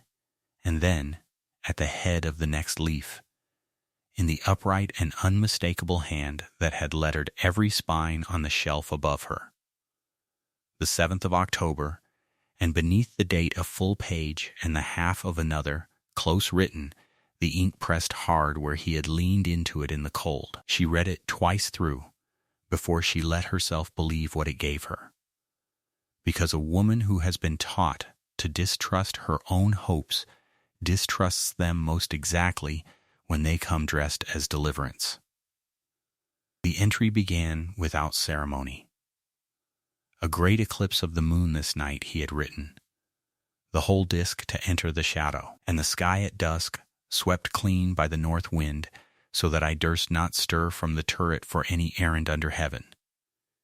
He had set down the times as a man sets down what he loves. The first shadow upon the eastern limb, a little before 8 of the clock, the total immersion by 9, the moon through the hour of totality, gone to the color of old copper heated and let cool. No black eclipse, but a coppered one, which he noted against a like eclipse he had watched 38 years before from the same window and found the redder of the two. He had stayed at the eyepiece, he wrote, past 2 in the morning, until the last of the shadow drew off the western edge. His man had brought coals twice, and been sent down each time with the fire scarcely mended, for he would not have the least warmth of the room fog the object glass. Below the account, in the way he had ruled a line and added a dry, private sentence, a night not to be sold for a dukedom, and I the only soul in 3 parishes awake to spend it. Lavinia sat very still under the north light with the volume open before her, and the cold of the turret went out of her notice altogether. For the codicil that Mr. Felton had unfolded across the library table a fortnight since, the later codicil, the one that was to put Ferrers Ainsley into Hardishaw and turn her back onto the road she had come by, that codicil bore upon its face, in its own recital, the statement that Sylvanus Ainsley had set his hand to it on the evening of the 7th of October, at the King's Head Inn at Morpeth, in the presence of Mr. Ferrers Ainsley and of one Josiah Craik, since gone for a soldier and not to be found. Morpeth lay 21 miles to the south by the turnpike. A man does not watch a lunar eclipse from his own tower past 2 in the morning, and also, the same evening, ride 21 miles to sign away his house in an inn parlor. The 2 things could not both be true, and only one of them was written in his own hand on paper he had had no reason on earth to fabricate, upon a night whose particulars, the hour of first shadow, the coppered totality, any man with an almanac might check against the heavens themselves. She did not run to anybody with it. She sat until the candle had burned an inch, turning the thing in her mind as she would have turned a new star in the glass, testing whether it would hold. Then she found the ribbon marker, laid the volume closed with the ribbon in it, and carried it down to the library, where she wrote a short note to Mr. Raysbury at his lodging in the village, asking him to wait upon her in the morning, and a shorter one to herself on a card, which said only, "The Almanac." Mr. Raysbury came at 10, gold-rimmed spectacles beaded with the morning's damp, and heard her out from the wing-chair by the fire, without once interrupting, which she had already learned was his manner of paying a client the compliment of belief. When she had done, he asked to see the entry, and she gave him the volume open at the ribbon, and he read it as slowly as she had, and then read the recital of the codicil, of which he had a fair copy in his pocket-book, against it. He was a long time silent. At last he took off his spectacles and polished them on a handkerchief that had polished them, she thought, since before she was born. "Miss Kerwin," he said, "in 33 years at this business I have learned to be sparing of the word proof, for it is a word clients love and courts distrust. But I will say this: a deathbed promise is one man's word against a dead man's silence, and worth in law rather less than the breath it is made of. A codicil is a stronger thing, until it names a night. This one has named a night, and set your great-uncle in an inn at Morpeth upon it, and your great-uncle has answered from the grave in his own hand that he spent that night 21 miles off at the top of his own tower, and would not have stirred from it for a dukedom. The question a court will ask is whether we can be sure of the night, and that," he tapped the open page, "is the beauty of the thing your uncle chose to look at. Men lie about where they were. The moon does not." "There was in fact an eclipse," Lavinia said, "total, and of the moon, on the 7th of October. It is not a thing he could invent, because it is a thing the whole northern half of England might have looked up and seen. It will stand in the almanacs, in the nautical almanac, computed years beforehand, to the minute." "Then we shall have the almanac in court," said Mr. Raysbury, "and we shall have 3 men of Morpeth who kept no glass and no journal, but who chanced, like half the county, to stand in their yards that night and watch the moon go out, and be able to swear to the date of it. And we shall let Mr. Felton explain, if he is able, how his client's uncle came to be signing papers at the King's Head at the very hour he was writing this. He did not smile. She had never yet seen him smile. But something moved behind the spectacles that was near of kin to it. He asked her leave to carry the volume to Newcastle himself, that it might be examined by a second hand for its genuineness before the day, and she gave it, and watched him wrap it in oilskin, as if it were plate. The 17th of the month came in gray and hard, with a skin of ice on the horse trough in the stable yard, and the fells behind the house the color of pewter. The examination was to be taken at Hardishaw, in the library, before a commissioner sent down from the diocesan registry, Mr. Anderby, a spare, courteous man of 60, who said good morning to the housekeeper as civilly as to the heiress, and then attended to nobody's rank at all, but only to the papers. A long table had been set below the south windows. Lavinia sat at the near end of it, with Mr. Raysbury at her right hand, and Mr. Bramwell, who had asked to be present, and whom she had been glad to grant it, a little behind her left shoulder. Across the board, when he came, sat Mr. Ferrers Annesley in a waistcoat the color of a primrose, his quizzing glass swinging at its ribbon, his face already flushed above the collar, though the room was scarcely warmed, and beside him, dry and dark and exact, Mr. Felton, who set out his papers in 3 neat piles and did not once look at his client while he did it.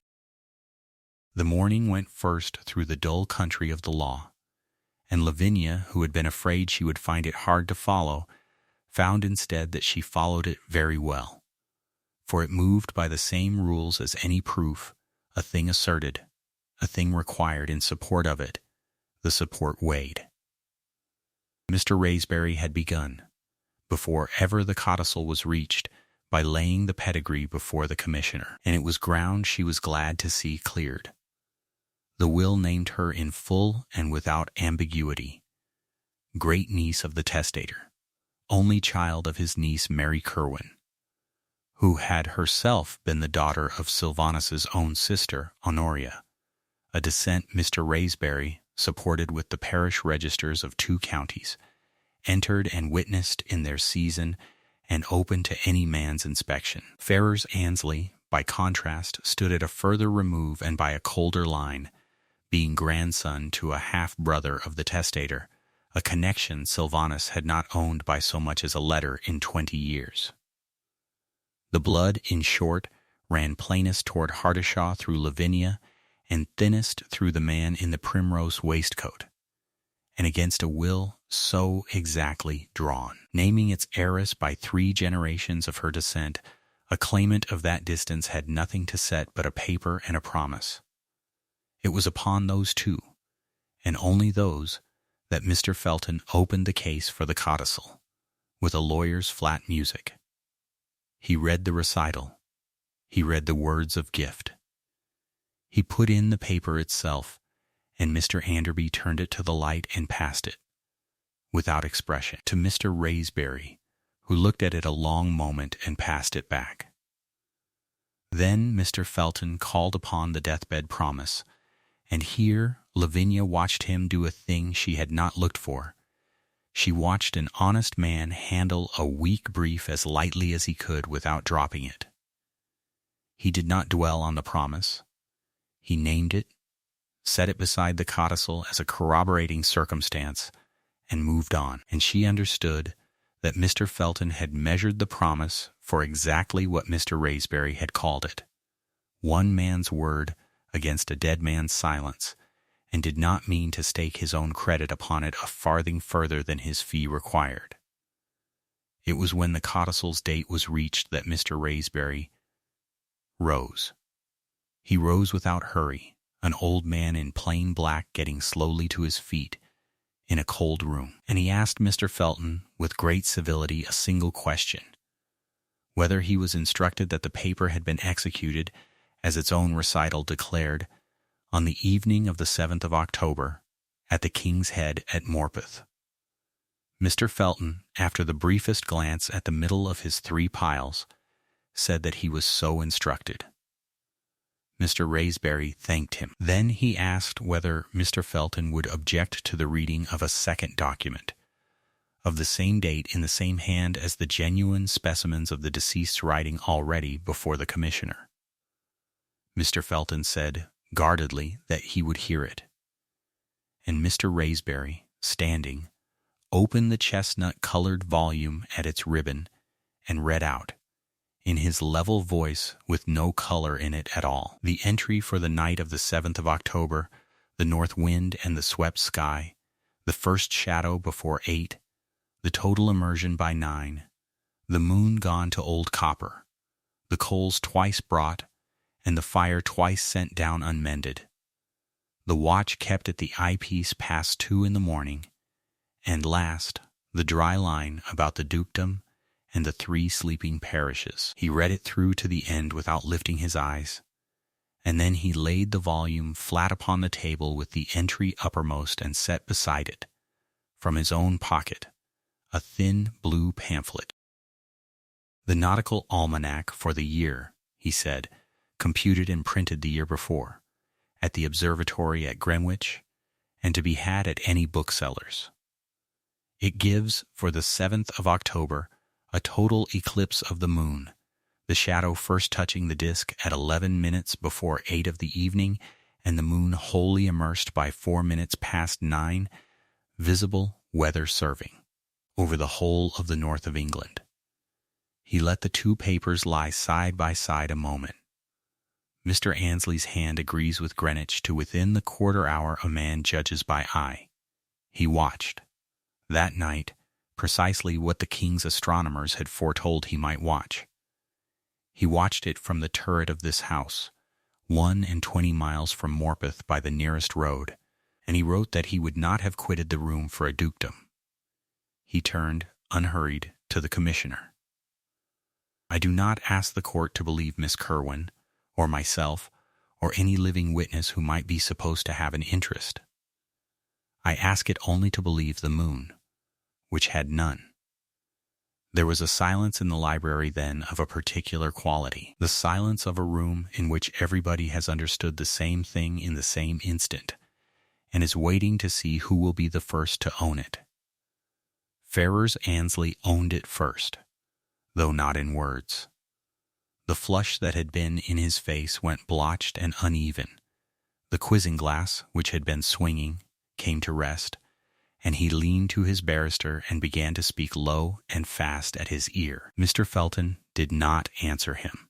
Mr. Felton had drawn the chestnut volume across the table and was reading the entry for himself, and then reading the almanac, and then comparing the signature at the foot of the codicil, at his elbow, with the upright letters of the journal under his hand, slowly, twice over, with the particular stillness of a man watching his own case die, and too honest to look away from it. He set the papers down. He asked the Commissioner's leave to confer with his client, and had it, and the 2 of them withdrew to the far window, where Ferrers's voice climbed once, thin and urgent, and was brought down again by something Mr. Felton said too quietly to carry. When they came back to the table, Mr. Felton remained standing, and addressed himself not to Lavinia and not to Ferrers, but to Mr. Anderby, in the flat exact voice with which he had opened the morning. "Sir," he said, "I am instructed to press this codicil no further. Upon the evidence now before the court I cannot maintain the date it bears, and a codicil that cannot maintain its own date is a paper I will not put my name to before you. I withdraw from the cause." He gathered his 3 piles into one, and inclined his head, first to the Commissioner and then, a shade more slowly, to Lavinia herself, the bow of one professional acknowledging that the other side has simply had the better of the truth. "Miss Kerwin, your servant." Ferrers Annesley did not bow. He stood a moment with his primrose waistcoat and his stilled glass, a fleshy man in a cold room who had come north to be a great proprietor and was going south a nephew again, and he found plainly nothing to say that the room would have suffered him to say. He had brought no violence into the house, and he took none out of it. He had made no threat that could be answered, and offered no scandal that could be nursed. He had simply been wrong, and been shown it by a dead man's account of a night's weather and a schoolgirl's pamphlet of tables from Greenwich. That, Lavinia thought, watching him take up his hat, was the whole of his defeat, and a completer one than any quarrel could have made him. He went out. They heard, presently, the crunch of his chaise on the frozen gravel of the sweep, and then the gate, and then the ordinary silence of a winter morning at Hardishaw, which had never in the fortnight sounded so much like the house's own. Mr. Enderby was some while yet with his forms, for the law does not let a thing be over until it has been written down that it is over. But the substance of it he gave her before he left the table, folding his spectacles and speaking to her directly for the first time that day. The codicil, he said, was withdrawn and would be pronounced against. The deathbed promise fell with it, having never been more than its shadow. The will of Sylvanus Annesley, proved in the usual course, stood entire and unshaken, and Hardishaw Hall, with its acres and its consoles and its 41 volumes and its brass glass under the Holland cover, was hers, without a rival in the world who could now be heard to say otherwise. He wished her joy of it with an old man's gravity, said his good mornings again to Mrs. Hibbert in the hall as civilly as he had said them coming in, and was driven away. Lavinia went up, when they were all gone, to the turret. She drew the shroud from the refractor, and stood with her hand on the cold barrel of it, at the north window where an old man she had never met had spent the truest night of his life rather than ride out and sell his house, and she thought that he had defended it, in the end, not by anything he had done for her sake, for he had not known she lived, but simply by having been, all his days, exactly and unashamedly himself. The house had been given her by a stranger. It had been kept for her by his habit of looking up. She replaced the Holland cover as tenderly as she would have drawn a coverlet over a sleeper, and went down to write, first of all things, her thanks to Mr. Raysbury, and the fells behind Harteshaw stood grey and settled in the failing afternoon, and were, from that day, indisputably her own. The last of the lawyer's boxes went south on the Thursday carrier, and by the following Sunday the house had very nearly forgotten there had ever been a contest at all. That was the way of Hardishaw. It kept its own hours and its own weather, and the brief unpleasantness of Mr. Ferrers Annesley, the primrose waistcoat, the quizzing glass. The barrister who had withdrawn his support in the middle of a sentence had been, to the grey pile above the coquet, no more than a drought felt under a door for a season, and then shut out. Lavinia Kerwin found that she was glad of it. She had not come north to do battle. She had come to live, and now that the will was confirmed, and the estate indisputably her own, she set herself to the far pleasanter labor of learning how. She began, as a parson's daughter must at the church. St. Aidan's stood a half-mile below the hall gates, low and dark-stoned, its squat Norman tower older than any deed in Mr. Raysbury's boxes, its churchyard grass kept short by the sexton's two-tethered sheep. On her first Sunday as mistress of Harteshaw, she walked down rather than took the carriage, Mrs. Hibbert apace at her shoulder, and went in by the south door like any other soul of the parish. The great square Annesley pew stood empty at the chancel step, its baize faded, its hassocks furred with the dust of a recluse's long absence, for her great-uncle had not worshipped in it these 15 years. Lavinia did not take it. She sat instead 3 benches back among the tenants, and when the Reverend Mr. Bramwell gave out the first psalm, she sang it in a true, unshowy alto that carried no further than the pillar beside her. The village marked that, as villages mark everything. By the second Sunday, there was a warming pan sent up to air the Ainsley pew, without her asking. By the third, she had consented to sit in it, because to refuse a kindness twice offered is its own kind of pride, and pride was not among her failings. Mr. Bramwell she already knew a little, for the curate had stood at her side through the worst of the farrier's business, unflustered as an old wall. He was a spare, book-worn man of perhaps 40, with ink on the side of his right hand and a way of looking over his spectacles that made a listener feel weighed and, more often than not, forgiven.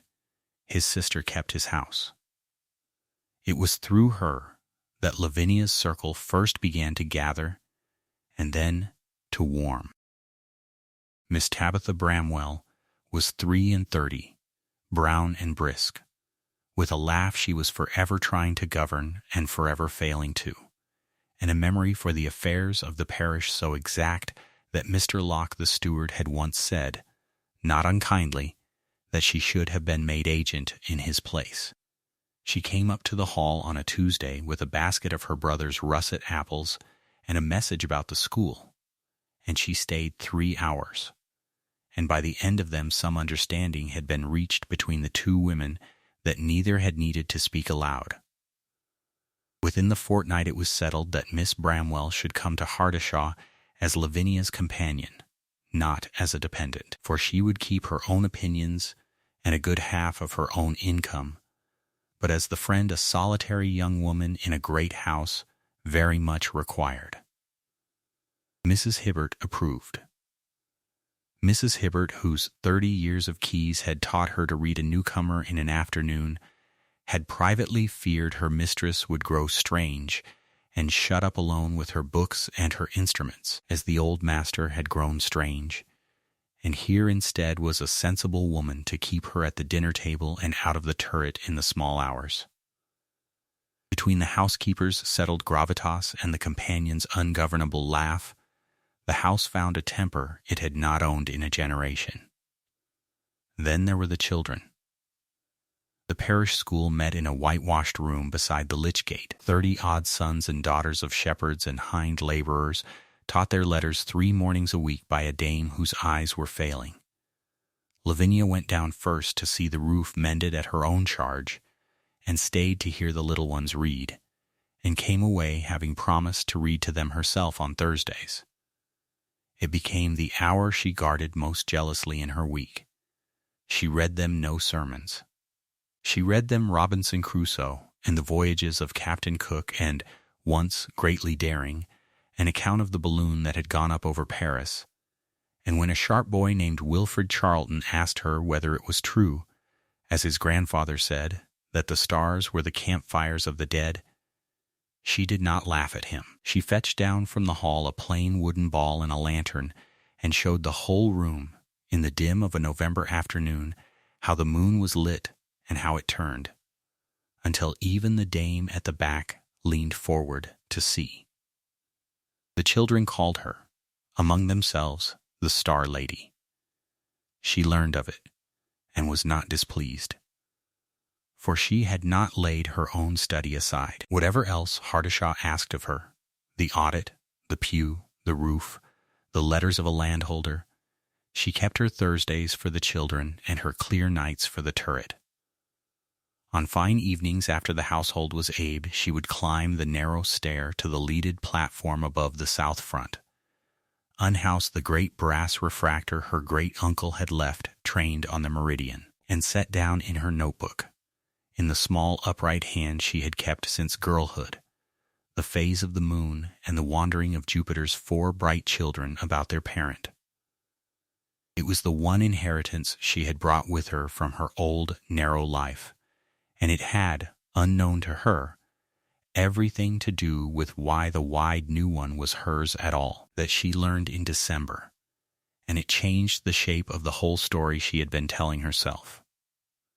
She had known from the first that the late Mr. Sylvanus Ainsley was her mother's uncle, and that her mother, Honoria, dead these 6 years, had spoken of him perhaps twice in Lavinia's hearing, always as a distant, difficult, book-bound man who had quarreled with his relations and shut himself up in the north to grow old alone among his glasses and his charts.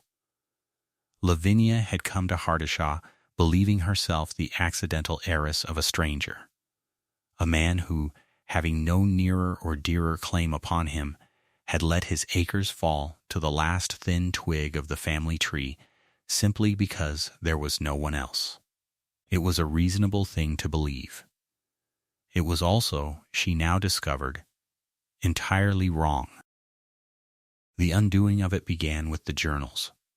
She had used the dated volumes already to break Ferrers, the eclipse night entry that had proved her great-uncle housebound, and observing at the very hour the false codicil claimed his signature. But she had gone no further into the run than the year she needed. Now, on the long dark evenings, she began to read them properly, from the first calf-bound book of 1779 forward, and she found that they were not the record of a hermit's telescope alone. Folded between the observations, gummed to the end papers, laid loose where a reader would come on them, were letters. Some were her great-uncle's own drafts, kept back in his crabbed hand.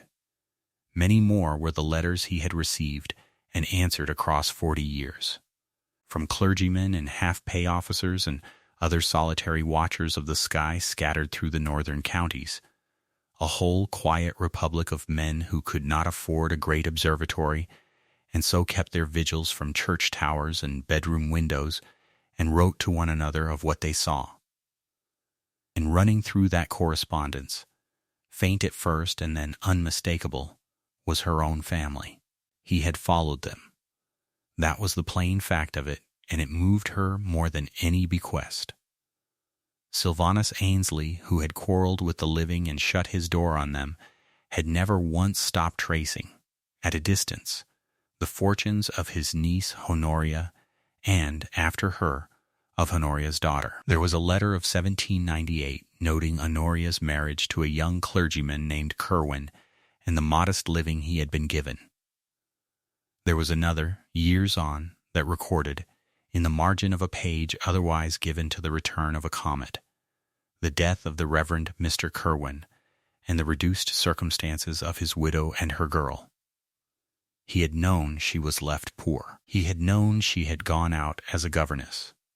He had grieved it, in his dry way, and done, for a long while, nothing, for pride was among his failings as it was not among hers. What moved him at last to act was a letter from a fellow watcher of the sky, and the hand it was written in stopped Lavinia's breath, for she knew it. It was Mr. Bramwell's. The curate, it appeared, had corresponded with her great-uncle for years upon the transits and occultations before ever he had the Hardishaw curacy at the old man's gift, and in one letter, written from the southern parish where he had then served, the very neighborhood. She understood with a slow turn of the heart, where she had been governess to the Marstons' children. Mr. Bramwell had set down a passing thing. He had described, among his news of a new object low in the east, a young gentlewoman of the district, a clergyman's orphan reduced to teaching, who was said to sit up of clear nights with a borrowed glass and a home-made chart, and who could name the moons of Jupiter and predict the moon's quarter to the day. He had mentioned it only as one might mention a pleasant curiosity. He had not known, how could he have known, that the recluse he wrote to was the girl's own great-uncle, or that the name Kerwin would fall on that old reader like a coal on tinder. The drafts that followed, kept in Sylvanus's own hand, told the rest. He had written to his solicitor within the month. He who had never met her, who never now would meet her, had made his will over entire, and the substance of it was set down in a single line she read a dozen times and then could not read again for the blurring of it. She keeps the heavens as I have kept them. Let her have the house that I might have made her welcome in, had I been a better man. Let her have the glasses. Let the stranger prove kin. Lavinia sat a long while over that in the south library, the coal settling in the grate, and did not go up to the turret, though the night was fine. She had come to Hardishaw an accident, a last resort, the twig that took the fall because no other stood.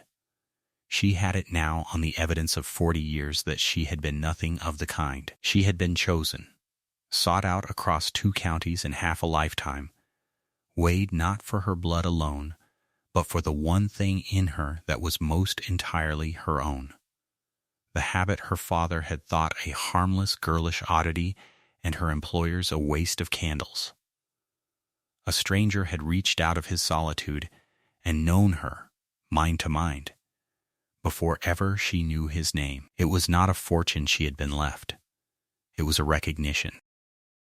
She spoke of it to Mr. Bramwell the next Sunday, when the parish had gone home and the 2 of them stood in the empty nave.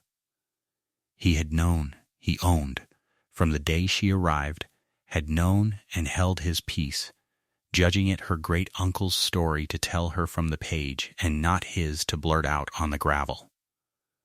He wished you to find it as he left it for you to find, the curate said, over his spectacles, in the books, in his own hand, in your own time. I was only the accident of it, Miss Kerwin, the man who happened to write of you to the man who happened to be your kinsman.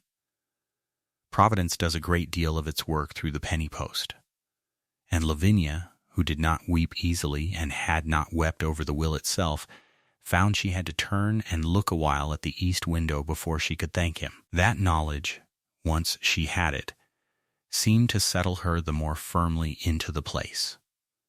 She walked the home farm now with a different sense of ownership. Mr. Locke, gray, deliberate, 30 years on the land and honest to the marrow, had at first walked her over the acres as a steward walks a stranger, naming the upland pasture and the water meadow and the long, large plantation her great-uncle had set, expecting her to nod and understand nothing.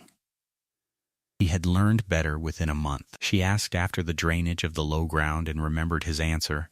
She wanted to know why the plantation had been set where the frost pooled, and when he could not tell her, she wrote to the nurseryman at Morpeth who could.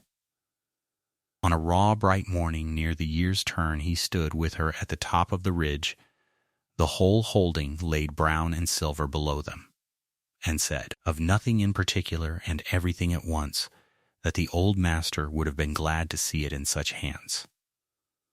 From Locke it was an oration. Lavinia took it as one. So the winter went. Church on Sundays, the school on Thursdays, the farm and the audit and the long correspondence of a landholder in the daylight, the turret and the notebook when the sky was clear, Miss Bramwell's laugh at the dinner table and Mrs. Hibbert's keys about the house, a circle grown up around her, competent and warm, in the space of a season. She was, for the first time since her father's death, had turned her out of doors, entirely at home. She had not looked for anything beyond it, and would have told anyone who asked that she looked for nothing more, which is the surest way, as the philosophers say, to be surprised. The surprise came, fitly enough, out of the sky, or at least out of a lecture upon it. Word reached Hartishaw in the new year that a Dr. Kirkby of the Literary and Philosophical Society was to give a public lecture in Newcastle upon the recent observations of the double stars, with the loan of a fine instrument for the demonstration, and Lavinia, who had read the man's paper and disagreed with a third of it, was not to be kept away. She went in with the Bramwells, brother and sister, and took an unregarded place among the merchants' wives and the curious young men in the long upper room of the assembly, and gave the lecturer the whole of her considerable attention. She was not, it transpired, the only serious listener in the room. When Dr. Kirkby, warming to his subject, ventured the claim that the companion of the great star in the Swan showed a distinct ruddy cast to the naked eye. A voice from the far side of the room, unhurried, deep, entirely without heat, observed that he had watched that same pair for 11 winters through a 7-foot reflector, and had never once been able to swear to the color, and that he should be sorry to see so pretty a notion set down as fact on the strength of a wish. It was so exactly what Lavinia had thought, and had been too obscure a person in that company to say, that she turned in her seat to see who had said it for her. The speaker was a man past 50, tall and spare and gray, plainly but very well dressed, with a long grave face and a manner of complete ease, as of one who had never in his life needed to raise his voice to be heard. She did not know him. Half the room evidently did, for a small stir of deference had gone round at his speaking, and she heard the woman beside her murmur the name to a neighbor, the Duke of Harbottle, who kept the great house away up the Coquet and, it was said, an observatory finer than any north of York, and who was seen abroad perhaps 4 times in a 12-month. Lavinia looked at him a moment longer than she had meant to, not because he was a duke, for dukes were nothing to her, but because he had, in a single dry sentence, shown himself to prefer an honest doubt to a pretty certainty, and that in her private reckoning was the whole of good sense. They were made known to one another afterward, and by the smallest of accidents. Miss Bramwell, whose brother had once done the Duke a scholar's small service over a disputed date in the parish register, carried Lavinia across the emptying room to pay the curate's respects, and so Lavinia found herself presented, Miss Kerwin of Hartishaw, to Frederick Devereux, 5th Duke of Harbottle, who looked down at her from his grey height with a courtesy so unstudied it was almost grave, and said that he had heard the estate was come into new hands, and hoped the great refractor on the south turret was not left to spoil, for he had envied old Mr. Ainsley that glass these 20 years. "It is not left to spoil, your grace," said Lavinia. "It was trained on the meridian on Tuesday last. I find the mounting stiff in the cold, but the object glass is as true as the day he set it up." There was the briefest pause, the pause of a man rearranging an assumption, and then something moved at the corner of the Duke's long mouth that was not quite a smile and was a good deal warmer than one. "You use it yourself," he said. It was not a question, and he did not make it one. He asked her instead, with the directness of a fellow craftsman and none of the gallantry of a fine gentleman, what she had made of the companion of the Swan, and she told him, and they were still disagreeing amicably about it, to Dr. Kirkby's disadvantage, when Mr. Bramwell came to say that the carriage was at the door. The Duke bowed over her hand as though she had been a duchess already, and expressed, without the least excess, a hope that they might continue the argument another day. Lavinia, going out into the frost, thought no more of it than that she had met at last one other person in the north who watched the sky as she watched it, and who would rather be right than agreeable. She was not a young woman given to building castles out of a stranger's civility. They met again at midsummer, when the whole county gathered for the assembly at Alnwick, the one night of the year that drew even the recluses of the dales down into the light and the fiddles. Lavinia went because Miss Bramwell insisted, and because a landholder owes her neighbors a face, she did not go to dance, and did not, and was perfectly content to sit among the older women and watch the young ones at it. The Duke of Harbottle was there, a rare thing, the room agreed, and he did not dance either. He crossed the length of the room to her, unhurried as he did everything, and sat down beside her without ceremony, and told her that he had, since January, resolved the question of the Swan's companion to his own satisfaction and entirely in her favor, and had ridden in that evening chiefly, he confessed, to say so.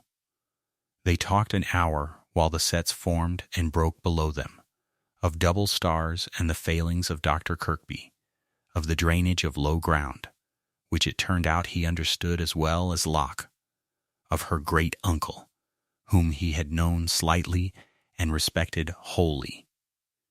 He asked nothing of her and offered nothing but his company, and when the evening ended he handed her to her carriage and said only that Hardishaw and Harbottle were, after all, but 9 miles apart along the water, and that 9 miles was no great distance between two people who kept the same hours of the night. Lavinia rode home under a sky she knew by heart, Miss Bramwell asleep against the squabs beside her, and found that she was turning the Duke's last sentence over in her mind with more attention than a 9-mile fact deserved. She put it from her, sensibly, and looked up at the summer stars instead. But she had marked the acquaintance begun, as she marked everything, and somewhere north along the dark line of the Coquet, in a house she had never seen, an older man was very likely at that hour climbing to his own leads, to look at the very same stars, and to think, though she did not yet know it, and he had said nothing to make her, of her. The acquaintance begun at the midsummer assembly did not hurry itself. It ripened, rather, as the Northumberland year turned over into its cooler quarters, and Lavinia was glad that it did not hurry, for she had learned to distrust whatever arrived at a gallop. The Duke of Harbottle wrote to her first in the last week of September, a single sheet, franked and folded with no flourish, in a hand as upright and unhurried as the mind that had made it. He had lately obtained, he said, a fair set of the Reverend Mr. Wollaston's tables of the fixed stars, and he wondered whether Miss Kirwin, whose interest in such matters he had been fortunate enough to observe at Newcastle, might care to compare them against her own workings some Tuesday, at whatever hour suited the house. He remained her obedient servant, Harbottle. There was nothing in it a curate might not have read aloud in the vestry. That, Lavinia thought, folding the sheet along its crease, was precisely the point of it. She answered that Tuesday would do very well, and on the following Tuesday the Duke's travelling carriage came up the gravel sweep at Hardishaw a little before noon, and Frederick Devereux was shown into the south library by the butler, with the gravity due a gentleman of 56, who had buried one wife and asked nothing of the world since but to be let alone with his instruments.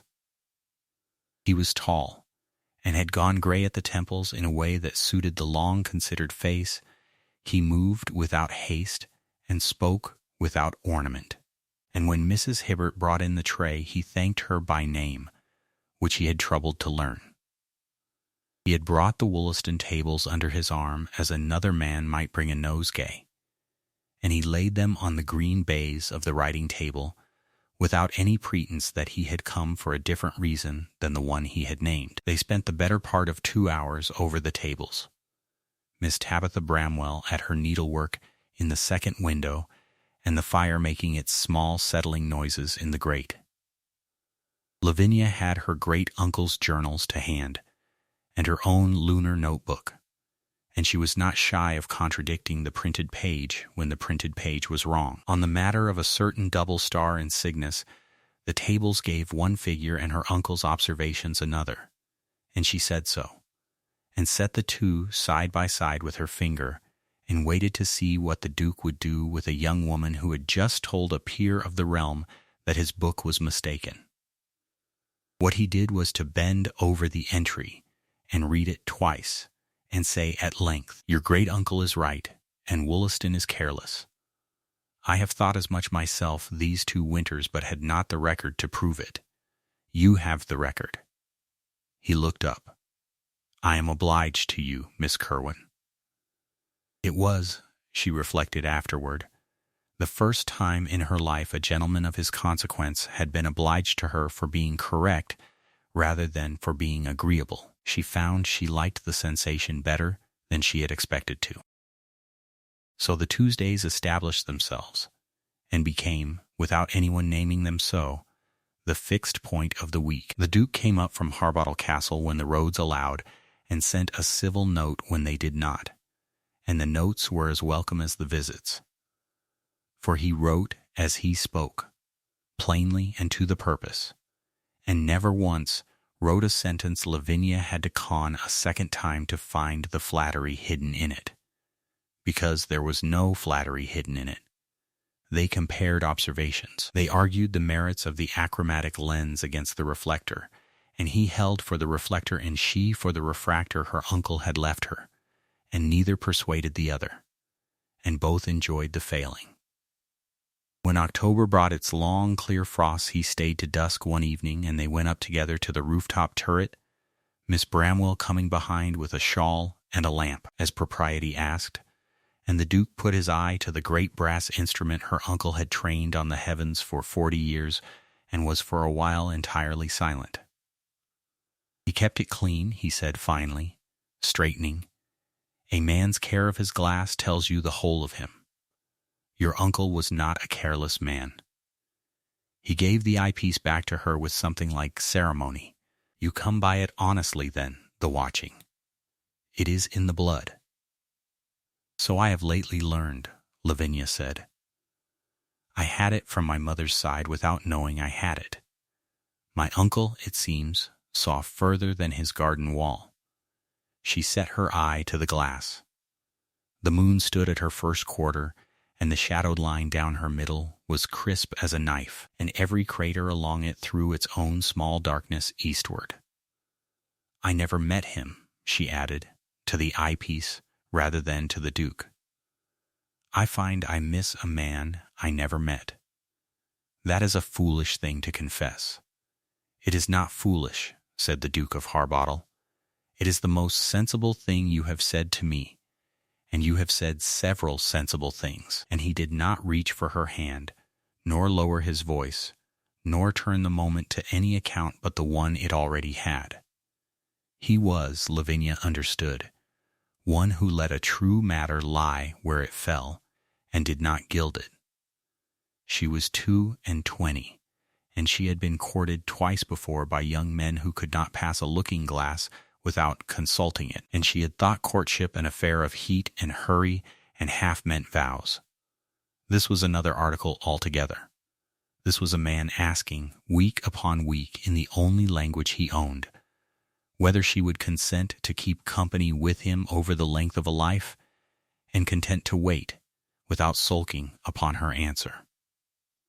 November came in wet, and then hard, and the Tuesdays went on. He read to her once from Ferguson's Astronomy, the old edition his father had given him as a boy, and she saw that the spine was worn soft with handling, and that he knew the passages by heart, and recited them only for the pleasure of the sound.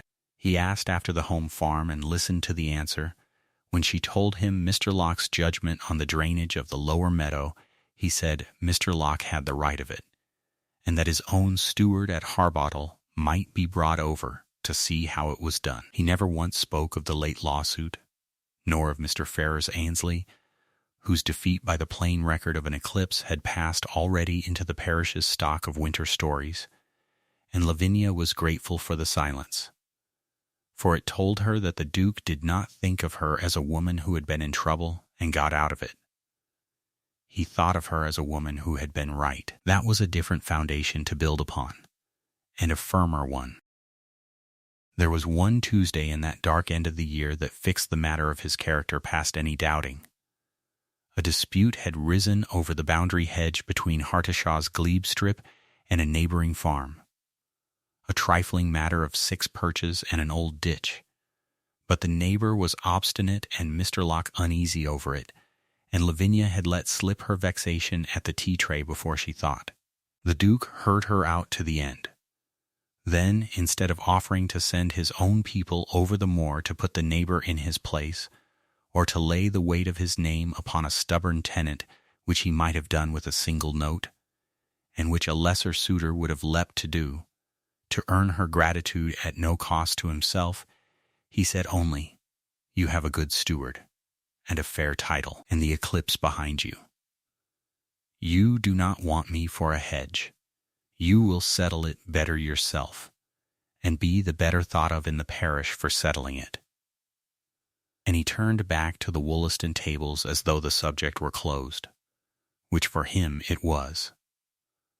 Lavinia settled the hedge herself within the fortnight, and the neighbor shook her hand across the mended ditch and owned himself in the wrong. And she thought, walking back over the glebe in the early dark, that the Duke had paid her a truer compliment in refusing the errand than he could ever have paid her by running it. He would not make her into a woman who was rescued. He had understood, perhaps before she had understood it herself, that it was the one office she would not have thanked him for. It was Miss Tabitha Bramwell, over the December accounts, who said what neither of them had said. "You know he means to ask you," she remarked, not looking up from the column of figures. "Half the parish means for him to ask you. Mrs. Hibbert has had the blue bedchamber aired twice against his staying, though he has never once stayed." "He will ask when he is ready to ask," Lavinia said, "and not a Tuesday before. It is the thing I like best in him. And you will say, 'I will say yes,'" said Lavinia, and was a little surprised to hear how plainly it came out, and not surprised at all by the thing itself. She had known it, she thought, since the double star in Cygnus. The Duke asked her upon the first Tuesday of the new year, in the South Library, with the frost thick on the sash and the fire lit and Miss Bramwell gone, by an arrangement so transparent it fooled no one, to fetch a book she did not need. He did not go down on the carpet. For a gentleman of 56 who does that must be helped up again, and he had the sense to know it. He stood by the writing table where they had spent their autumn, and he said that he was too old to pretend to a young man's raptures, and would not insult her with them, that he had been alone 11 years and had thought himself content to remain so, that she had shown him he was not content, only accustomed, and that if she could bring herself to overlook the difference in their years and the grayness of his head, he would count it the great good fortune of his life to have her at Harbottle, and to keep, between the two of them, the best furnished pair of observatories in the north of England. "I have nothing to offer you that you have not already got," he finished, "except myself, and my glass, and a clear northern sky. It is not a young man's proposal, but it is an honest one, and it will not alter." "I have had a young man's proposal," Lavinia said. "2 of them. I did not care for the article." She came round the table to him. "Yours will do very well, your Grace. It will do for the whole of my life." And she gave him her hand, which he took as carefully as he had taken the eyepiece in the turret, as a thing whose worth he knew. They were married in the spring, and they were married quietly, as both of them wished, at the parish church of St. Aidan, where Lavinia had worshipped every Sunday since her coming into Northumberland. There was no talk of Newcastle, nor of a license bought to spare the waiting. The Duke held, and Lavinia with him, that a thing done in the sight of one's own parish was better done than a thing done in a hurry before strangers, and so the banns were read. Mr. Bramwell read them the first time upon a bright, cold Sunday in March, his voice steady over the old words. "I publish the banns of marriage between Frederick Devereux, Duke of Harbottle, of the parish of Harbottle, and Lavinia Kerwin, of this parish. If any of you know cause or just impediment why these 2 persons should not be joined together in holy matrimony, ye are to declare it." And no one declared anything, unless the general beam upon the faces in the pews was a declaration. He read them the second Sunday, and the third, and upon the third a good half of the parish stayed behind in the churchyard to say among themselves that they had never thought to see Hardishaw so well bestowed, nor the strange grand gentleman from over the moor look so nearly happy. The wedding morning came pale gold and windless, the last of the frost gone out of the ground, and the first of the honeysuckle not yet in the walled garden but greening toward it. They were married at 11, which was as much clock as the day required. Lavinia wore no great finery, a gown of dove-gray silk, half mourning laid aside at last for good, and her mother's small garnet cross at her throat, and no veil to speak of. Miss Tabitha Bramwell stood up with her. The Duke wore plain dark blue and looked, Mrs. Hibbert said afterward in the kitchen, 10 years off his age and not a day added to hers. Mr. Bramwell married them with the whole grave beauty of the office, and when he came to the giving and receiving of the ring, the Duke's hand did not tremble, though Lavinia's did, a very little, which she had not foreseen. The household had come, every one, Mrs. Hibbert in her best bombazine with the keys left off for once, Mr. Locke scrubbed and stiff in a coat that had seen his own wedding, the butler, the maids, the 2 garden boys, the dairy woman, the old man who did the boots. And the parish had come, which was the thing that stayed longest in Lavinia's memory of that morning, not the vows, which she had expected, but the lane. When they came out of the south porch into the light, husband and wife, the whole of St. Aidan's people stood ranged along the churchyard path, and out through the like gate, and down the lane between the budding hedges, the school children she had read to drawn up in a row with their teacher, the tenants with their hats off. The women with wildflowers gathered that morning from the verges, because the gardens were not yet forward enough to rob. They did not cheer, being northern and not given to it.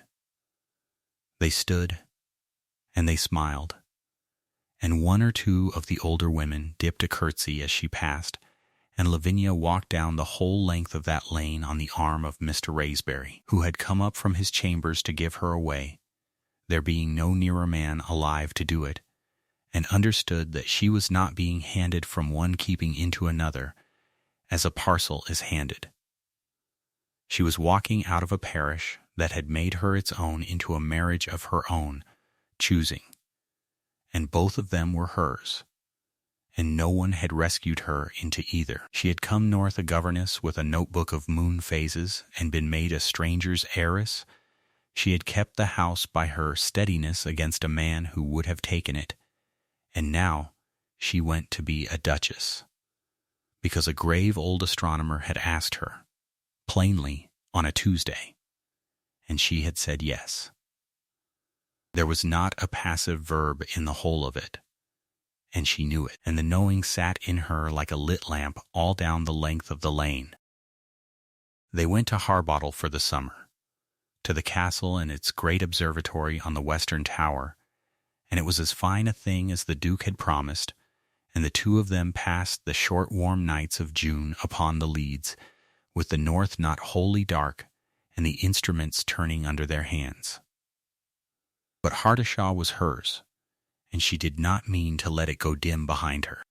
And so when the spring came round again, a full year and a little more from the will reading, the honeysuckle at last in its proper season, she came back into Northumberland, to the hall her great uncle had left her, and set about the 2 pieces of work she had been saving for it.